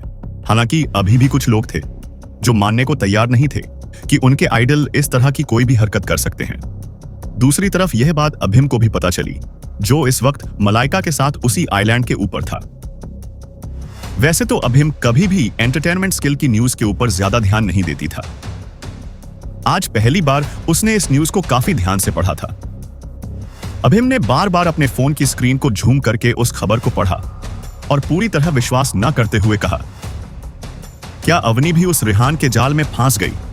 इस रेहान ने इसे भी अपने मतलब के लिए इस्तेमाल कर ही लिया। अभिम बस इस बात पर विश्वास नहीं करना चाहता था, पर ना चाहकर भी उसे विश्वास करना पड़ा, क्योंकि बड़ी बर्ड्स मीडिया कंपनी इस बात को अपनी वेबसाइट पर प्रिंट कर चुकी थी। वहीं दूसरी तरफ मलाइका को इन सब खबरों से कोई फर्क नहीं पड़ रहा था। जिस बात से उसे इस वक्त फर्क पड़ रहा था वह था एक बार फिर से डूम्सडे लीजेंड फिल्म क्रू का हेडलाइन बनना, और साथ ही साथ इस बार उसकी फिल्म का नाम top of the search list में था। अभिमन्यु को कुछ सोचता हुआ देखकर मलाइका ने तुरंत मुंह बनाते हुए कहा, यंग मास्टर अभिमन्यु, यह पक्का फेक न्यूज है। यह रेहान आए दिन इस तरह के रूमर फैलाते रहता है जिससे उसकी मूवी को फ्री पब्लिसिटी मिल सके। मलाइका की बात सुनकर अभिम ने अपनी ठोड़ी को रब करते हुए कहा, रियली? मुझे तो लगा था कि रेहान बहुत होशियार है। वह एक ही टाइम पर दो बड़े सुपरस्टार्स को अपने आगे पीछे घुमा रहा है, पर अब जैसे तुम बता रही हो उसके हिसाब से मुझे भी लगता है कि यह सब कुछ सिर्फ पब्लिसिटी स्टंट है। मलाइका ने बहुत ही ठंडे लहजे में कहा, ऐसा ही है, क्योंकि ये सारी बातें इस एंटरटेनमेंट साइकिल में कहीं भी लिखी हुई तो नहीं है, पर काफी सालों से अपनाई जा रही हैं। क्योंकि जब भी कोई नई फिल्म रिलीज होने वाली होती है तो उसके मेन कैरेक्टर इसी तरह की अफवाह फैलाते हैं। वैसे मलाइका ने खुद भी एक प्लान बनाया था जिससे वह अपनी फिल्म को फ्री पब्लिसिटी दे सकती थी। वह भी अपने यंग और हैंडसम को-स्टार अर्जुन के साथ एक फेक हाइप क्रिएट करने वाली थी। मलाइका ने तो पूरा इंतजाम कर लिया था अपनी फिल्म के लिए एक सेंसेशनल न्यूज क्रिएट करने का, और रेहान की अनस्टॉपेबल पब्लिसिटी की वजह से मलाइका को ना चाहते हुए भी अपना यह आइडिया उस वक्त के लिए छोड़ना पड़ा। और अब तो शायद फिर से इस तरह का कोई स्कैंडल करने का सोचना भी बेकार था, क्योंकि पहले ही रेहान और सिया की खबर से इंटरनेट अभी तक शांत भी नहीं हुआ था कि अवनी और रेहान के बीच के रूमर ने फिर से पूरी इंटरनेट पर इन्हें वायरल कर दिया था। वही जब रेहान ने इन सब न्यूज को देखा तो उसने बहुत ही उदासी से अपना फोन नीचे रख दिया। इस पूरी मीडिया ने बहुत छोटी सी बात को एक अलग ही रूप दे दिया था, और पता नहीं कहां से अवनी सिया और उसके नाम को बिना वजह खींच दिया था। इस वक्त रेहान को ऐसा लग रहा था जैसे यह मीडिया वाले कोई नोबल लिख रहे हैं और उसमें जबरदस्ती इन तीनों का नाम डाल दिया गया है और अपने अपने हिसाब से जैसे चाहे वैसे कैरेक्टर को खींच रहे हैं। रेहान अभी भी समझ नहीं पा रहा था कि आखिर इन मीडिया वालों ने कहां से उसके और अवनी के बीच और रिश्ता देख लिया। पब्लिक एरिया में ही नहीं बल्कि सेट के ऊपर भी यह लोग कभी भी साथ तक नहीं बैठते थे, और अगर बैठते भी थे तो इनके बीच की दूरी 2 से 3 मीटर होती थी। इस वक्त रेहान के बगल में डायरेक्टर नवीन भी खड़े थे, और जैसे ही उन्होंने यह सारी न्यूज पढ़ी उन्होंने बहुत ही सावधानी के साथ रेहान से कहा, बॉस, ये मीडिया वाले अपनी हद पार कर रहे हैं। ये आपके और मिस अवनी के बारे में बिना वजह गलत बातें फैला रहे हैं। आपको क्या लगता है, क्या हमें इन लोगों को वार्निंग लेटर भेज देना चाहिए? असल में डायरेक्टर नवीन को लग रहा था कि यह सब कुछ उनकी वजह से हो रहा है, क्योंकि प्रेस कॉन्फ्रेंस के दौरान कुछ ज्यादा सीरियस नहीं थे, और इसी वजह से इन मीडिया वालों ने उनके शब्दों का गलत मतलब निकाला और तोड़ मरोड़ कर अपने अखबार में छाप दिया। इस वजह से रेहान और अवनी दोनों को काफी परेशानी उठानी पड़ रही थी। इसीलिए डायरेक्टर नवीन को थोड़ा डर था कि कहीं बाद में जाकर रेहान इन सब के लिए जिम्मेदार नहीं ठहरा दे। हालांकि डायरेक्टर नवीन की बात सुनकर रेहान ने ना में अपना सिर हिला दिया और उनसे कहा, अभी ऐसा कुछ करने की जरूरत नहीं है। अगर हम लोग अपनी तरफ से कोई सफाई देने की कोशिश करेंगे तो उन लोगों को लगेगा कि जरूर कुछ ना कुछ बात इनमें सच है, इसीलिए हम लोग ऐसा कर रहे हैं। मुझे लगता है कि हमें कुछ देर के लिए इन सब बातों को जैसे हैं वैसे छोड़ देना चाहिए। रेहान ने यह बात सुनकर डायरेक्टर नवीन ने फिर से अपनी बात को दोहराते हुए कहा, मुझे अभी भी डर लग रहा है। अगर हम लोगों ने इन मीडिया वालों को यहीं पर नहीं रोका तो यह लोग आपको और मिस अवनी को बिना वजह बदनाम कर कर रख देंगे, और हो सकता है कि यह लोग यह कहीं पर ना रुके और अपनी सारी हद पार करते हुए बहुत आगे निकल जाए। डायरेक्टर नवीन की बात सुनकर रेहान ने कुछ देर के लिए सोचा और फिर कहा, इट्स फाइन, इन लोगों को जो कहना है कहने दीजिए। इस तरह की बातें बिल्कुल हवा के झोंके की तरह होते हैं, जो एक बार के लिए आते हैं और फिर कुछ पल के लिए ऊधम मचाकर वापस चली जाती हैं। और सबसे बड़ी बात, इस तरह की बातों से हमारी मूवी की पब्लिसिटी काफी ज्यादा बढ़ गई है। आपको नहीं लगता कि हमें फ्री में काफी पब्लिसिटी मिल रही है, तो फिर हम इसे क्यों रोके? रेहान ने अपने फोन में देखा कि न्यूज के पब्लिश होने के 1 घंटे के अंदर ही उन लोगों की पॉपुलर बहुत ज्यादा बढ़ गई थी। इस वक्त पूरे इंटरनेट के ऊपर उनका नाम टॉप पर था। और फिर दो इंटरनेशनल सेलिब्रिटी का नाम अपने साथ जुड़ने के बाद तो पूरा इंटरनेशनल मीडिया ही रेहान और उसकी फिल्म पर कुछ ज्यादा ही ध्यान दे रहा था। अगर इस तरह की पॉपुलैरिटी को उन्हें पाना हो तो उन्हें कम से कम 10 मिलियन रुपए खर्च करने होंगे, ताकि वह लोग एडवर्टाइजिंग के जरिए इस तरह की पॉपुलैरिटी पा सके। पर यहां तो बिना किसी पैसे के बैठे बिठाए उन्हें फ्री की पॉपुलैरिटी मिल रही थी। अगर इन सब का प्लस माइनस देखा जाए तो रेहान की खुद की इमेज पर थोड़ा सा असर हुआ था। इसके अलावा बाकी सब कुछ रेहान के फेवर में ही था। हालांकि रेहान कोई पब्लिक फिगर नहीं था, इसीलिए उसकी खुद की इमेज के ऊपर भी बहुत ज्यादा असर नहीं हुआ था, क्योंकि लो प्रोफाइल रहने की वजह से असल में उसे कोई जानता ही नहीं था। पर इस पूरे मामले में रेहान के साथ साथ जिन 2 लोगों का नाम जुड़ा था, उनके ऊपर इसका काफी असर हुआ था। अवनी और सिया दोनों ही वर्ल्ड क्लास सेलिब्रिटी थी और दोनों ही लाखों में अपनी फैन फॉलोइंग रखती थी। ये इंटरनेट के ऊपर चल रही बातों से रेहान को तक नहीं पड़ रहा था, पर इन दोनों के ऊपर इसका काफी असर हो रहा था। इंटरनेट पर लोग बहुत ही अजीब अजीब बातें कर रहे थे। मैंने बिल्कुल उम्मीद नहीं की थी कि 2 सुपरस्टार ऐसा कुछ करेंगी। मुझे यह सोचकर के अफसोस हो रहा है कि मैं इन दोनों का फैन था। हे भगवान, इस बार मेरा दिल पक्का टूट जाएगा। पहले सियानी और अब अवनी ने मुझे समझ नहीं आ रहा कि यह डूम्सडे लीजेंड फिल्म का इन्वेस्टर है कौन, आखिर कैसे वर्ल्ड की टॉप 2 सुपरस्टार एक साथ अपना दिल इसके ऊपर हर सकती हैं। इन दोनों ही सुपरस्टार के साथ बहुत ज्यादा दुखी थी और हर कोई हैरान था कि आखिर ऐसा कौन है यह रेहान, और इसमें ऐसा क्या है जिसकी वजह से उसे आज उन लोगों के दिल में इस रेहान की एक झलक देखने के लिए तड़प बढ़ रही है। हालांकि बहुत सारे फैंस ने इन सब बातों पर ज्यादा ध्यान नहीं दिया। इस वक्त सिया की मैनेजर दीपाली जल्दी में रेहान को ढूंढ रही थी। वह इस वक्त इंटरनेट पर चल रही इस मुसीबत को किसी भी हाल में सुलझाना चाहती थी और इस बारे में रेहान से बात करनी जरूरी थी। जैसे ही उसे रेहान दिखा, वह जल्दी से उसके पास आए और बोले, यंग मास्टर रेहान, मुझे लगता है आपको इस पूरे मामले के ऊपर एक हाई आवाज से एक बार अपना एक्सप्लेनेशन देना चाहिए। अगर आप इन सब के बारे में ज्यादा नहीं सोचेंगे और इस बात को हल्के में लेंगे तो मुझे डर है कि सिया के रेपुटेशन के ऊपर इसका बहुत ज्यादा असर पड़ेगा। रेहान ने बिल्कुल उम्मीद नहीं की थी कि डायरेक्टर नवीन के जाने के बाद इस तरह से सिया के मैनेजर दीपाली उसके पास आएगी। असल में दीपाली को भी लग रहा था कि रेहान का जरूर अवनी के साथ कोई ऑफ है। हालांकि उसे अवनी के साथ जो कुछ भी हुआ उस बारे में नहीं पता था, इसीलिए वह यह सब बातें सोच रही थी।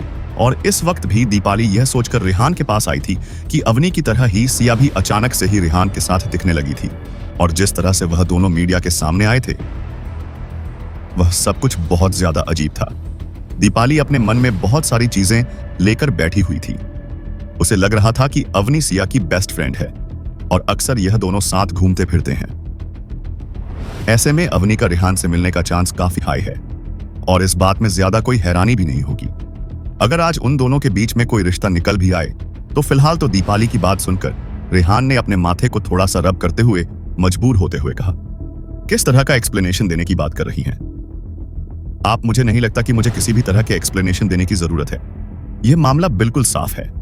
एक तरफ मीडिया की गलत बातों से पूरे सेट के ऊपर हंगामा मच गया था, जहां रेहान कुछ देर के लिए परेशान जरूर हुआ था, पर जब उसने गहराई से सोचा तो उसे इसमें पॉजिटिविटी नजर आई। वहीं दूसरी तरफ सिया और अवनी के ऊपर इस खबर का काफी ज्यादा असर हुआ था और इन सब बातों से परेशान। सिया की मैनेजर दीपाली ने रेहान से कहा कि वह सबके सामने इस बात के लिए एक्सप्लेनेशन दे और इस बात को यहीं पर रोक दे। हालांकि रेहान ने हैरान होकर उससे पूछा कि आखिर वह किस बात का एक्सप्लेनेशन चाहती हैं, और यह सारी बातें कुछ खास मायने भी नहीं रखती। रेहान की बात सुनकर सिया की मैनेजर ने रेहान को बिल्कुल अविश्वास के साथ देखते हुए कहा, यंग मास्टर रेहान, मुझे इस बात से कोई फर्क नहीं पड़ता कि आप क्या सोचते हैं। सिया की मैनेजर होने की वजह से आपको मुझसे कुछ भी छुपाने की जरूरत नहीं है। असल में दीपाली को लग रहा था कि रेहान एक्सप्लेनेशन देने के लिए मना कर रहा है, इसीलिए उसने इस तरह की बातें कही। दीपाली ने सिया को हमेशा अपने परिवार का हिस्सा माना है और अब जब उसके साथ कुछ गलत हो रहा है तो वह चाहती है कि वह सिया की मदद करे। दीपाली ने फिर से अपनी बात जारी रखते हुए कहा, सिया एक बहुत अच्छी लड़की है और बहुत ही ईमानदार भी। वह हमेशा लोगों को खुद को परेशान करने देती है, पर आज बात उसकी रेपुटेशन की है, जो इस खबर की वजह से काफी ज्यादा फैक्ट हो रही है। यंग मास्टर, आप इस तरह हाथ पर हाथ रखकर नहीं बैठ सकते, आपको कुछ करना होगा। दीपाली की बातें सुनकर अब रेहान को कुछ कुछ समझ आ रहा था कि दीपाली आखिर कहना क्या चाह रही है। रेहान ने बहुत ही शांत लहजे में उससे कहा, मुझे लगता है तुमने मुझे गलत समझ लिया है। अवनी का और मेरा कोई लेना देना नहीं है। अगर तुम्हें विश्वास नहीं हो रहा है तो तुम जाकर सिया से कंफर्म कर सकती हो। रेहान की बात सुनकर दीपाली ने हैरान होकर पूछा, क्या सच में? दीपाली किसी भी हाल में इस खबर को और ज्यादा आगे बढ़ने नहीं देना चाहती थी। यहां पर दीपाली आई तो सोच करती कि वह रेहान को मीडिया के सामने इन सारी अफवाहों को सिरे से नकारने के लिए कहेगी, पर उसे क्या पता था कि उसे रेहान इस तरह का जवाब देगा। उसे भी लग रहा था कि आप उसने शायद कुछ ज्यादा ही गलत समझ लिया था। दीपाली में एक नजर क्रू के ऊपर दौड़ाई जो इस वक्त फिल्म में बिजी थे, और सी बॉस अभी इस वक्त वहीं पर शूटिंग में बिजी थी, इसीलिए उसने डिसाइड किया कि वह बाद में सिया से इसके बारे में पूछेगी। जैसे ही रेहान ने दीपाली को वहां से जाते हुए देखा, तब जाकर उसने एक गहरी लंबी सांस ली। रेहान को कोई आइडिया नहीं था कि अवनी को बचाने के चक्कर में इतनी सारी दिक्कतें उसके सामने खड़ी हो जाएंगी। वहीं दूसरी तरफ इस बार जब सिया सेट पर फिल्म की शूटिंग के लिए लौटी तो रिद्धिमा या किसी और ने बिल्कुल भी उसके लिए कोई भी परेशानी खड़ी करने की नहीं सोची, और ऐसा इसलिए था क्योंकि उन लोगों ने इस बार अपना टारगेट बदल दिया था। सिया को तो उन लोगों ने पहले ही बहुत परेशान कर लिया था और सिया ने उसका जवाब भी उन्हें बहुत झटके से भरा हुआ दिया था, और इस वक्त रिद्धिमा और बाकी सब लड़कियों को भी यही लग रहा था कि उनकी नई दुश्मन अब सिया नहीं बल्कि अग्नि है। इसका एक कारण यह भी था कि दो सुपरस्टार को एक साथ अपने सेट पर देखकर रिद्धिमा को लग रहा था कि उनकी यहाँ पर कोई वैल्यू नहीं रह गई है, और दूसरा कारण यह भी था कि इन दोनों का ही नाम रेहान से जुड़ गया था, जिसकी वजह से दिमाग बहुत ज्यादा चिढ़ गई थी। एक बात रिद्धिमा को काफी ज्यादा अजीब लग रही थी, जिस तरह अवनी ने एकदम से सेट पर आकर कॉन्ट्रैक्ट साइन किया था, उसी पर बिल्कुल कुछ टाइम पहले सिया ने भी किया था, और इस वक्त रिद्धिमा को लग रहा था कि यह सब कुछ कोई स्कैंडल नहीं था बल्कि एक्सपोजा थाना ने जानबूझकर सिया को जोड़ा था। रिद्धिमा को बिल्कुल विश्वास नहीं हो रहा था कि यह वही रेहान है जो आइलैंड पर आने से पहले बिल्कुल अलग था, जो हमेशा लड़कियों से दूर रहता था और ज्यादातर लो प्रोफाइल रहता था। रिद्धिमा ने धीरे से खुद से बात करते हुए कहा, मैं इतने टाइम से रेहान के साथ हूं, आंखें मुझे पता कैसे नहीं चला कि करतक इतना बड़ा प्ले बॉय है। रिद्धिमा को इस तरफ बड़बड़ा आता हुआ देखकर उसके बगल में खड़ी राधिका ने बहुत ही क्यूरियस होते हुए उससे पूछो, वो तुम क्या बोल रही हो? राधिका का सवाल सुनकर रिद्धिमा ने जल्दी से बात पलटते हुए कहा, कुछ नहीं, मैं बस अपनी लाइन याद कर रही थी। रिद्धिमा की बात सुनकर राधिका ने मुस्कुराकर उससे कहा, अगर तुम्हें लाइंस याद हो गई हो तो हमें चलना चाहिए। डायरेक्टर नवीन काफी बार हमें आवाज दे चुके हैं। राधिका की बात सुनकर रिद्धिमा खड़ी हुई और ड्रेसिंग रूम को छोड़कर जाने लगी, और साथ ही राधिका से कहने लगी, चलो चलते हैं। राधिका और रिद्धिमा का सीन शुरू होने वाला था और सिया का सीन अभी अभी खत्म ही हुआ था, इसीलिए सिया रेस्ट एरिया में जाकर आराम करने लगी। उसे रेस्ट एरिया में आराम करता देखकर जल्दी से दीपाली उसके पास आए और उसका हाथ पकड़कर एक शांत जगह पर ले गई ताकि सोइजा पाए उससे बात कर सके। इस तरह लेकर आने पर सिया कुछ रिएक्ट करती। उससे पहले ही दीपाली ने सिया से पूछा, यंग मास्टर रेहान और अवनी के बीच भी क्या हुआ है? क्या इंटरनेट पर जो बातें चल रही हैं वह सच है? इस वक्त दीपाली के एक्सप्रेशन बहुत ज्यादा सख्त थे। जब सिया ने उसे इतना सीरियस देखा तो उसे समझ नहीं आ रहा था कि वह हंसे या रोए। असल में सिया ने भी बिल्कुल नहीं सोचा था कि एक प्रेस कॉन्फ्रेंस की वजह से इतना सब कुछ हो जाएगा और लोग इतने गंदे तरीके से इस बात को छा लेंगे। पर सिया जानती थी कि इस बात के लिए वह रिपोर्टर्स को दोष नहीं दे सकती है। यह सब कुछ नहीं लिख रहा था क्योंकि इसके पीछे एक कारण था, और सिया और अभी बिल्कुल नहीं चाहती थी कि यह कारण किसी भी हाल में दूसरों को पता चले। इसीलिए उन दोनों ने अपना मुंह बंद रखा था, और इसी वजह से रिपोर्टर ने इस बात को गलत तरीके से समझ लिया। इस वक्त सिया को काफी तेज हंसी आ रही थी। उसने हंसते हुए कहा, दीपाली जी, आपको क्या लग रहा है आप किसकी बात पर विश्वास कर रही है? आप असल में इंटरनेट के ऊपर चल रही गॉसिप के ऊपर विश्वास कर रही हैं। सिया का इतना अजीब रिएक्शन देखकर दीपाली ने उससे पूछा, यह बात अब बहुत ज्यादा बड़ी हो गई है और ना चाहते हुए भी मुझे इस पर विश्वास करना पड़ रहा है। क्या सच में यह सब कुछ अफवाह है या फिर रेहान ने सच में आपसे कुछ छुपाया है? सैया ने दीपाली जी को समझाते हुए कहा, ऑफ कोर्स यह एक गलत न्यूज है, जैसा आप सोच रही हो ऐसा कुछ भी नहीं हुआ है।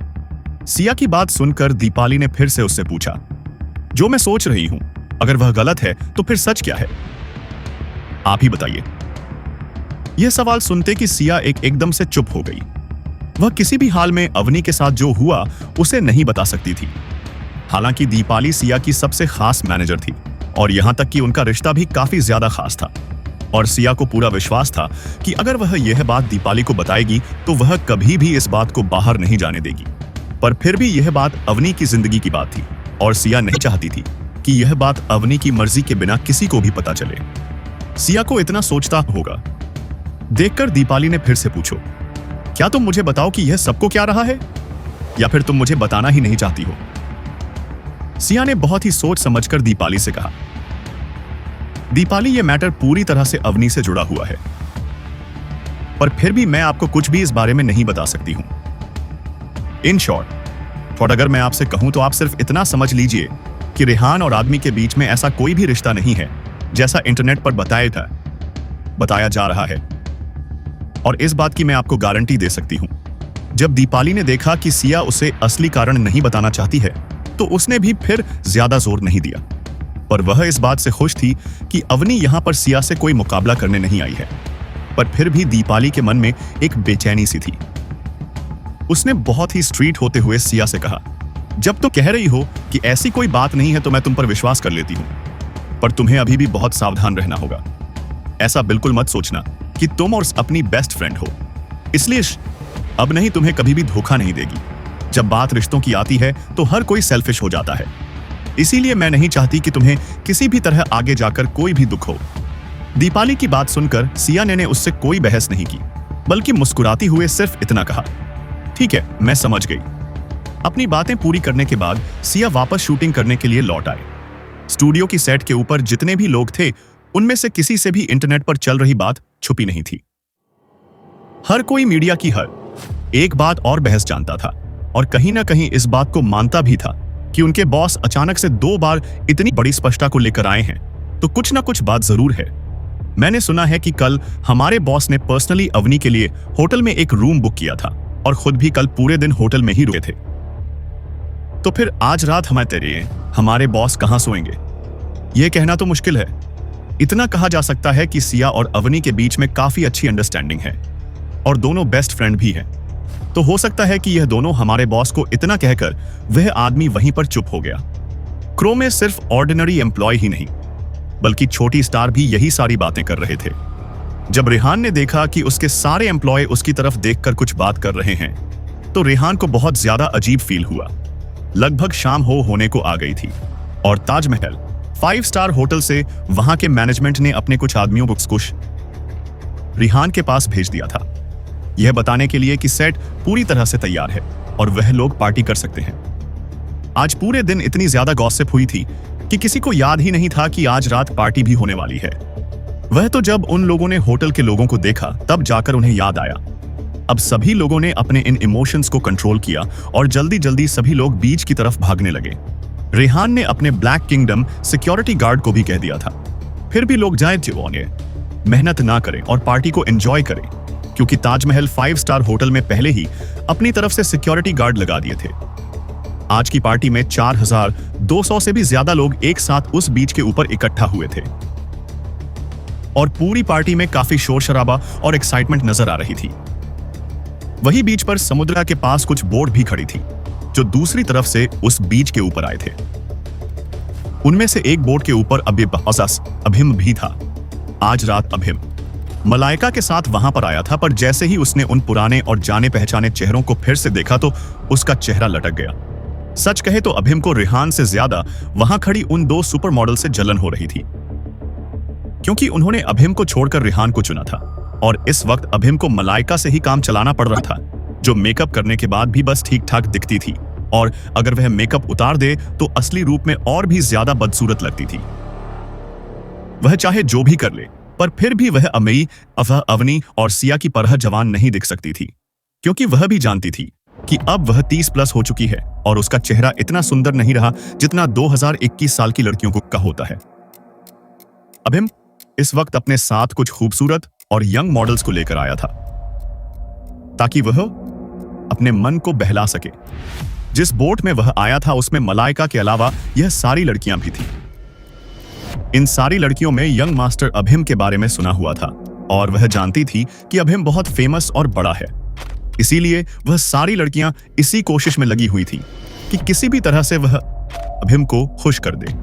पूरे दिन की इतनी सारी गॉसिप के बाद आखिरकार सब लोगों को याद आया कि आज रात को पार्टी भी है, और उसके बाद सब लोग इन बातों को यहीं पर छोड़कर ताजमहल 5 स्टार होटल के उस बीच के ऊपर गए जहां पर पार्टी चल रही थी। वहां पर 4000 से भी ज्यादा लोग थे और सभी लोग बहुत ज्यादा एंजॉय कर रहे थे। पूरी बीच के ऊपर आज इतना शोर शराबा था, ऐसा लग रहा था जैसे पूरा आइलैंड एक जगह इकट्ठा हो गया हो और अपने किसी जीत का जश्न मना रहा हो। उस आइलैंड के ऊपर अभिम और मलाइका भी एक बोट से ऊपर पहुंचे थे, पर उन्हें नहीं पता था कि यहां पर रेहान की पार्टी चल रही है। असल में अभिम अपना मूड ठीक करने के लिए बीच के ऊपर आया था और अपने साथ कुछ खूबसूरत और यंग मॉडल्स को भी लेकर या था, क्योंकि उसे लगता था कि इससे उसका मूड ठीक हो सकता है। इस वक्त अभी मैंने बहुत ज्यादा खुश था, पर जैसे ही वह अपनी खुशी के हास्ट पीक पर पहुंचता था, उसी वक्त रेहान को उन 2 खूबसूरत वर्ल्ड फेमस सेलिब्रिटी के साथ सोचकर ही वह सीधा जमीन पर आ जाता था, और उसे इन लड़कियों से भी कोई खुशी नहीं मिलती थी। जैसे ही अभिम बीच के थोड़ा और करीब आया, तब उसने बीच पर चल रही पार्टी लाइट्स और शोर शराबे को सुना और थोड़ा हैरान होकर पूछा, वहां पर उस बीच पर क्या हो रहा है? हाँ, क्या ये वही हेवनली सी बी इक्वेट है? अभी म्यू के साथ आए हुई वह मॉडल्स भी काफी ज्यादा हैरान हो गई, क्योंकि जितना वह जानती थी वह फैमिली सी बी क्वेट कब का पूरा हो चुका था। तो फिर यहां पर इतने सारे लोग इकट्ठा क्यों हैं? अभी म्यू नहीं जानता था कि यह पार्टी कब की पूरी हो चुकी है, और वह बोट में बहुत ज्यादा बोर हो रहा था और उस बीच पर जाकर थोड़ा मजा करना चाहता था। जैसे ही अभिम उस बीच के किनारे पहुंचा तो उसने देखा कि वहां पर चल रही पार्टी का नजारा बहुत ज्यादा खूबसूरत था और वहां पर बहुत सारे लोग बैठे थे। असल में अभिम ने सुन रखा था कि स्काई सी बैंक्वेट बहुत खूबसूरत से हो है, और वह सोच रहा था कि उसने इस बार भी इस मौके को गवा दिया, पर उसे नहीं पता था कि यहाँ पर अभी भी इतने लोग इकट्ठा होंगे। अपने वोट को वहीं पर पास करके अभिम अस्समी अपने सबॉर्डिनेट के साथ बहुत एक्साइटेड होकर उस पार्टी की तरफ चलने लगा। तभी एक सिक्योरिटी गार्ड ने उसे उस पार्टी के एंट्रेंस गेट पर ही रोक दिया। जैसे ही अभिम ने देखा कि एक छोटी सी सिक्योरिटी गार्ड ने उसे रोकने की हिम्मत की है, तो उसके दिमाग का पारा बढ़ गया। उसने चिल्लाते हुए कहा, तेरी हिम्मत कैसे हुई मुझे रोकने की? तू जानता भी है क्या मैं कौन हूं? चुपचाप रास्ते से हट, मुझे अंदर जाना है। उस गार्ड ने अभी भी अभिम को अंदर जाने से रोक दिया और उससे कहा, मैं माफी चाहता हूं, पर यह जगह आज किसी ने अपने लिए बुक की है और कोई भी अनरिलेटेड पर्सन अंदर नहीं जा सकता है। गार्ड जानता था कि जिन्होंने यह पार्टी रखी है उनके सारे मेहमान पहले ही अंदर जा चुके हैं, और अब जो भी लोग बचे हैं वह सब लोग इस पार्टी से रिलेटेड नहीं है। इसीलिए उस गार्ड ने अभिम को अंदर जाने से मना कर दिया। और जैसे ही अभिम ने यह बात सुनी कि वे लोग अनरिलेटेड पर्सन हैं, तो उसका गुस्सा 7वें आसमान पर पहुंच गया।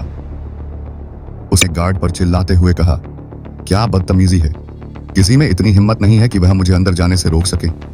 अगर तुम चाहते हो कि मैं तुम्हें जिंदा छोड़ दूं, तो चुपचाप मेरे रास्ते से हट जाओ।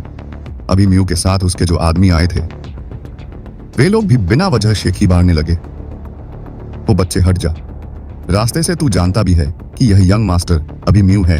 तुमने वेस्ट प्रोविंस के यंग मास्टर को रोकने की हिम्मत की है। क्या तुम बनना चाहते हो? जैसे ही उस सिक्योरिटी गार्ड को अभिम की पहचान पता चली, तो वह एकदम से डर गया। उसमें बिल्कुल हिम्मत नहीं थी कि वह इतने बड़े सुपर रिच सेकंड जनरेशन के आदमी से पंगा ले। हालांकि जिसने आज यह पार्टी अरेंज करवाई थी, उस इंसान की आइडेंटिटी भी कोई छोटी मोटी बात नहीं की थी। यह सिक्योरिटी गार्ड जानता था कि रेहान बड़ा आदमी है और उसके बॉस अमन रेहान को अपना भाई मानते हैं। ऐसे में अगर अभिम को उसने अंदर जाने दिया, तो हो सकता है कि रेहान के सामने परेशानी खड़ी हो जाए। इस वक्त सिक्योरिटी गार्ड बहुत उलझन में था। उसने अपने साथ खड़े बाकी सिक्योरिटी गार्ड की तरफ देखा। दूसरे सिक्योरिटी गार्ड ने धीरे से कहा, अगर यंग मास्टर अभिम अंदर जाना चाहते हैं तो उन्हें जाने दो। हो सकता है वह यंग मास्टर रेहान के दोस्त हो। आपस में डिस्कस करने के बाद उन सब लोगों ने अभिम को अंदर जाने के लिए रास्ता दे दिया। वही रेहान की तरफ ब्लैक किंगडम के 2000 सिक्योरिटी गार्ड्स के अलावा वहां पर बहुत सारी खूबसूरत लड़कियां भी थीं और लगभग 2000 फील्ड आर्टिस्ट भी थे। इतनी सारी खूबसूरत लड़कियों को देखकर अभिमा बहुत ज्यादा एक्साइटेड हो गया। उसे नहीं पता था कि स्काई सी बैंकेट जिम्मेदारी लेनी चाहिए, वरना एक काम करो, हॉस्पिटल नहीं जाते हैं, हम किसी होटल में जाते हैं और वहां एक रूम बुक कर लेते हैं। तुम खुद ही देख लेना कि मुझे कितनी चोट लगी है। इस वक्त अभिम जिस हिसाब से बोल रहा था उसे देखकर लग रहा था कि जैसे वो रिद्धिमा को खा ही जाएगा। इस वजह से रिद्धिमा सिर से लेकर पांव तक एकदम से हरो उठी थी। रिद्धिमा लगभग समझ चुकी थी कि अभिम किस तरह का इंसान है। उसने फिर से अपना हाथ छुड़ाने की कोशिश करते हुए गुस्से से उस आदमी से कहा, तुम मुझे जाने दो, मुझे नहीं लगता कि तुम्हें मुझसे कोई भी लेना देना है, और जब हमें दूसरे को जानते ही नहीं है तो फिर मुझे जो सांस लिए तुम फ्री करो और तुम्हें जो करना है वह करो। रिद्धिमा की बात सुनकर अभिम ने अभी भी अपने उन लस्टफुल एक्सप्रेशन से कहा, तुम्हें यहां से जाने देना इम्पॉसिबल है। जब से तुमने मुझे धक्का दिया है तब से मेरे दिल में एक अलग ही बेचैनी होनी शुरू हो गई है। चलो एक काम करते हैं, किसी शांत जगह पर जाकर बातें करते हैं। उसी वक्त वहां पर राधिका भी आ गई, जो रिद्धिमा के साथ खेल रही थी। उसने आते ही अपने सामने खड़े उस आदमी से पूछा, तुम रिद्धिमा को परेशान क्यों कर रहे हो? क्या लेना देना है तुम्हारा? इससे उसी वक्त साशा भी वहां पर आ गई और चिल्लाते हुए बोली, कौन हो तुम और तुमने इसका हाथ क्यों पकड़ा हुआ है? और इसे जाने क्यों नहीं दे रहे हो? क्या तुम इसे परेशान करने की कोशिश कर रहे हो? एक बार अभिम बार बार अपनी आंखें झपकाकर देख रहा था। उसने उन लोगों से कहा, तुम लोगों को देखकर मुझे ऐसा क्यों लग रहा है कि मैं तुम लोगों को पहले से जानता हूं? असल में कुछ टाइम पहले अभिम ने इन 3 और कियारा यानी चारों लड़कियों को उस होटल की ओपनिंग सेरेमनी में परफॉर्म करते हुए देखा था, और उस वक्त इन्होंने बहुत ज्यादा मेकअप किया हुआ था शायद, इसीलिए अभिम इन्हें पहचान नहीं पा रहा था।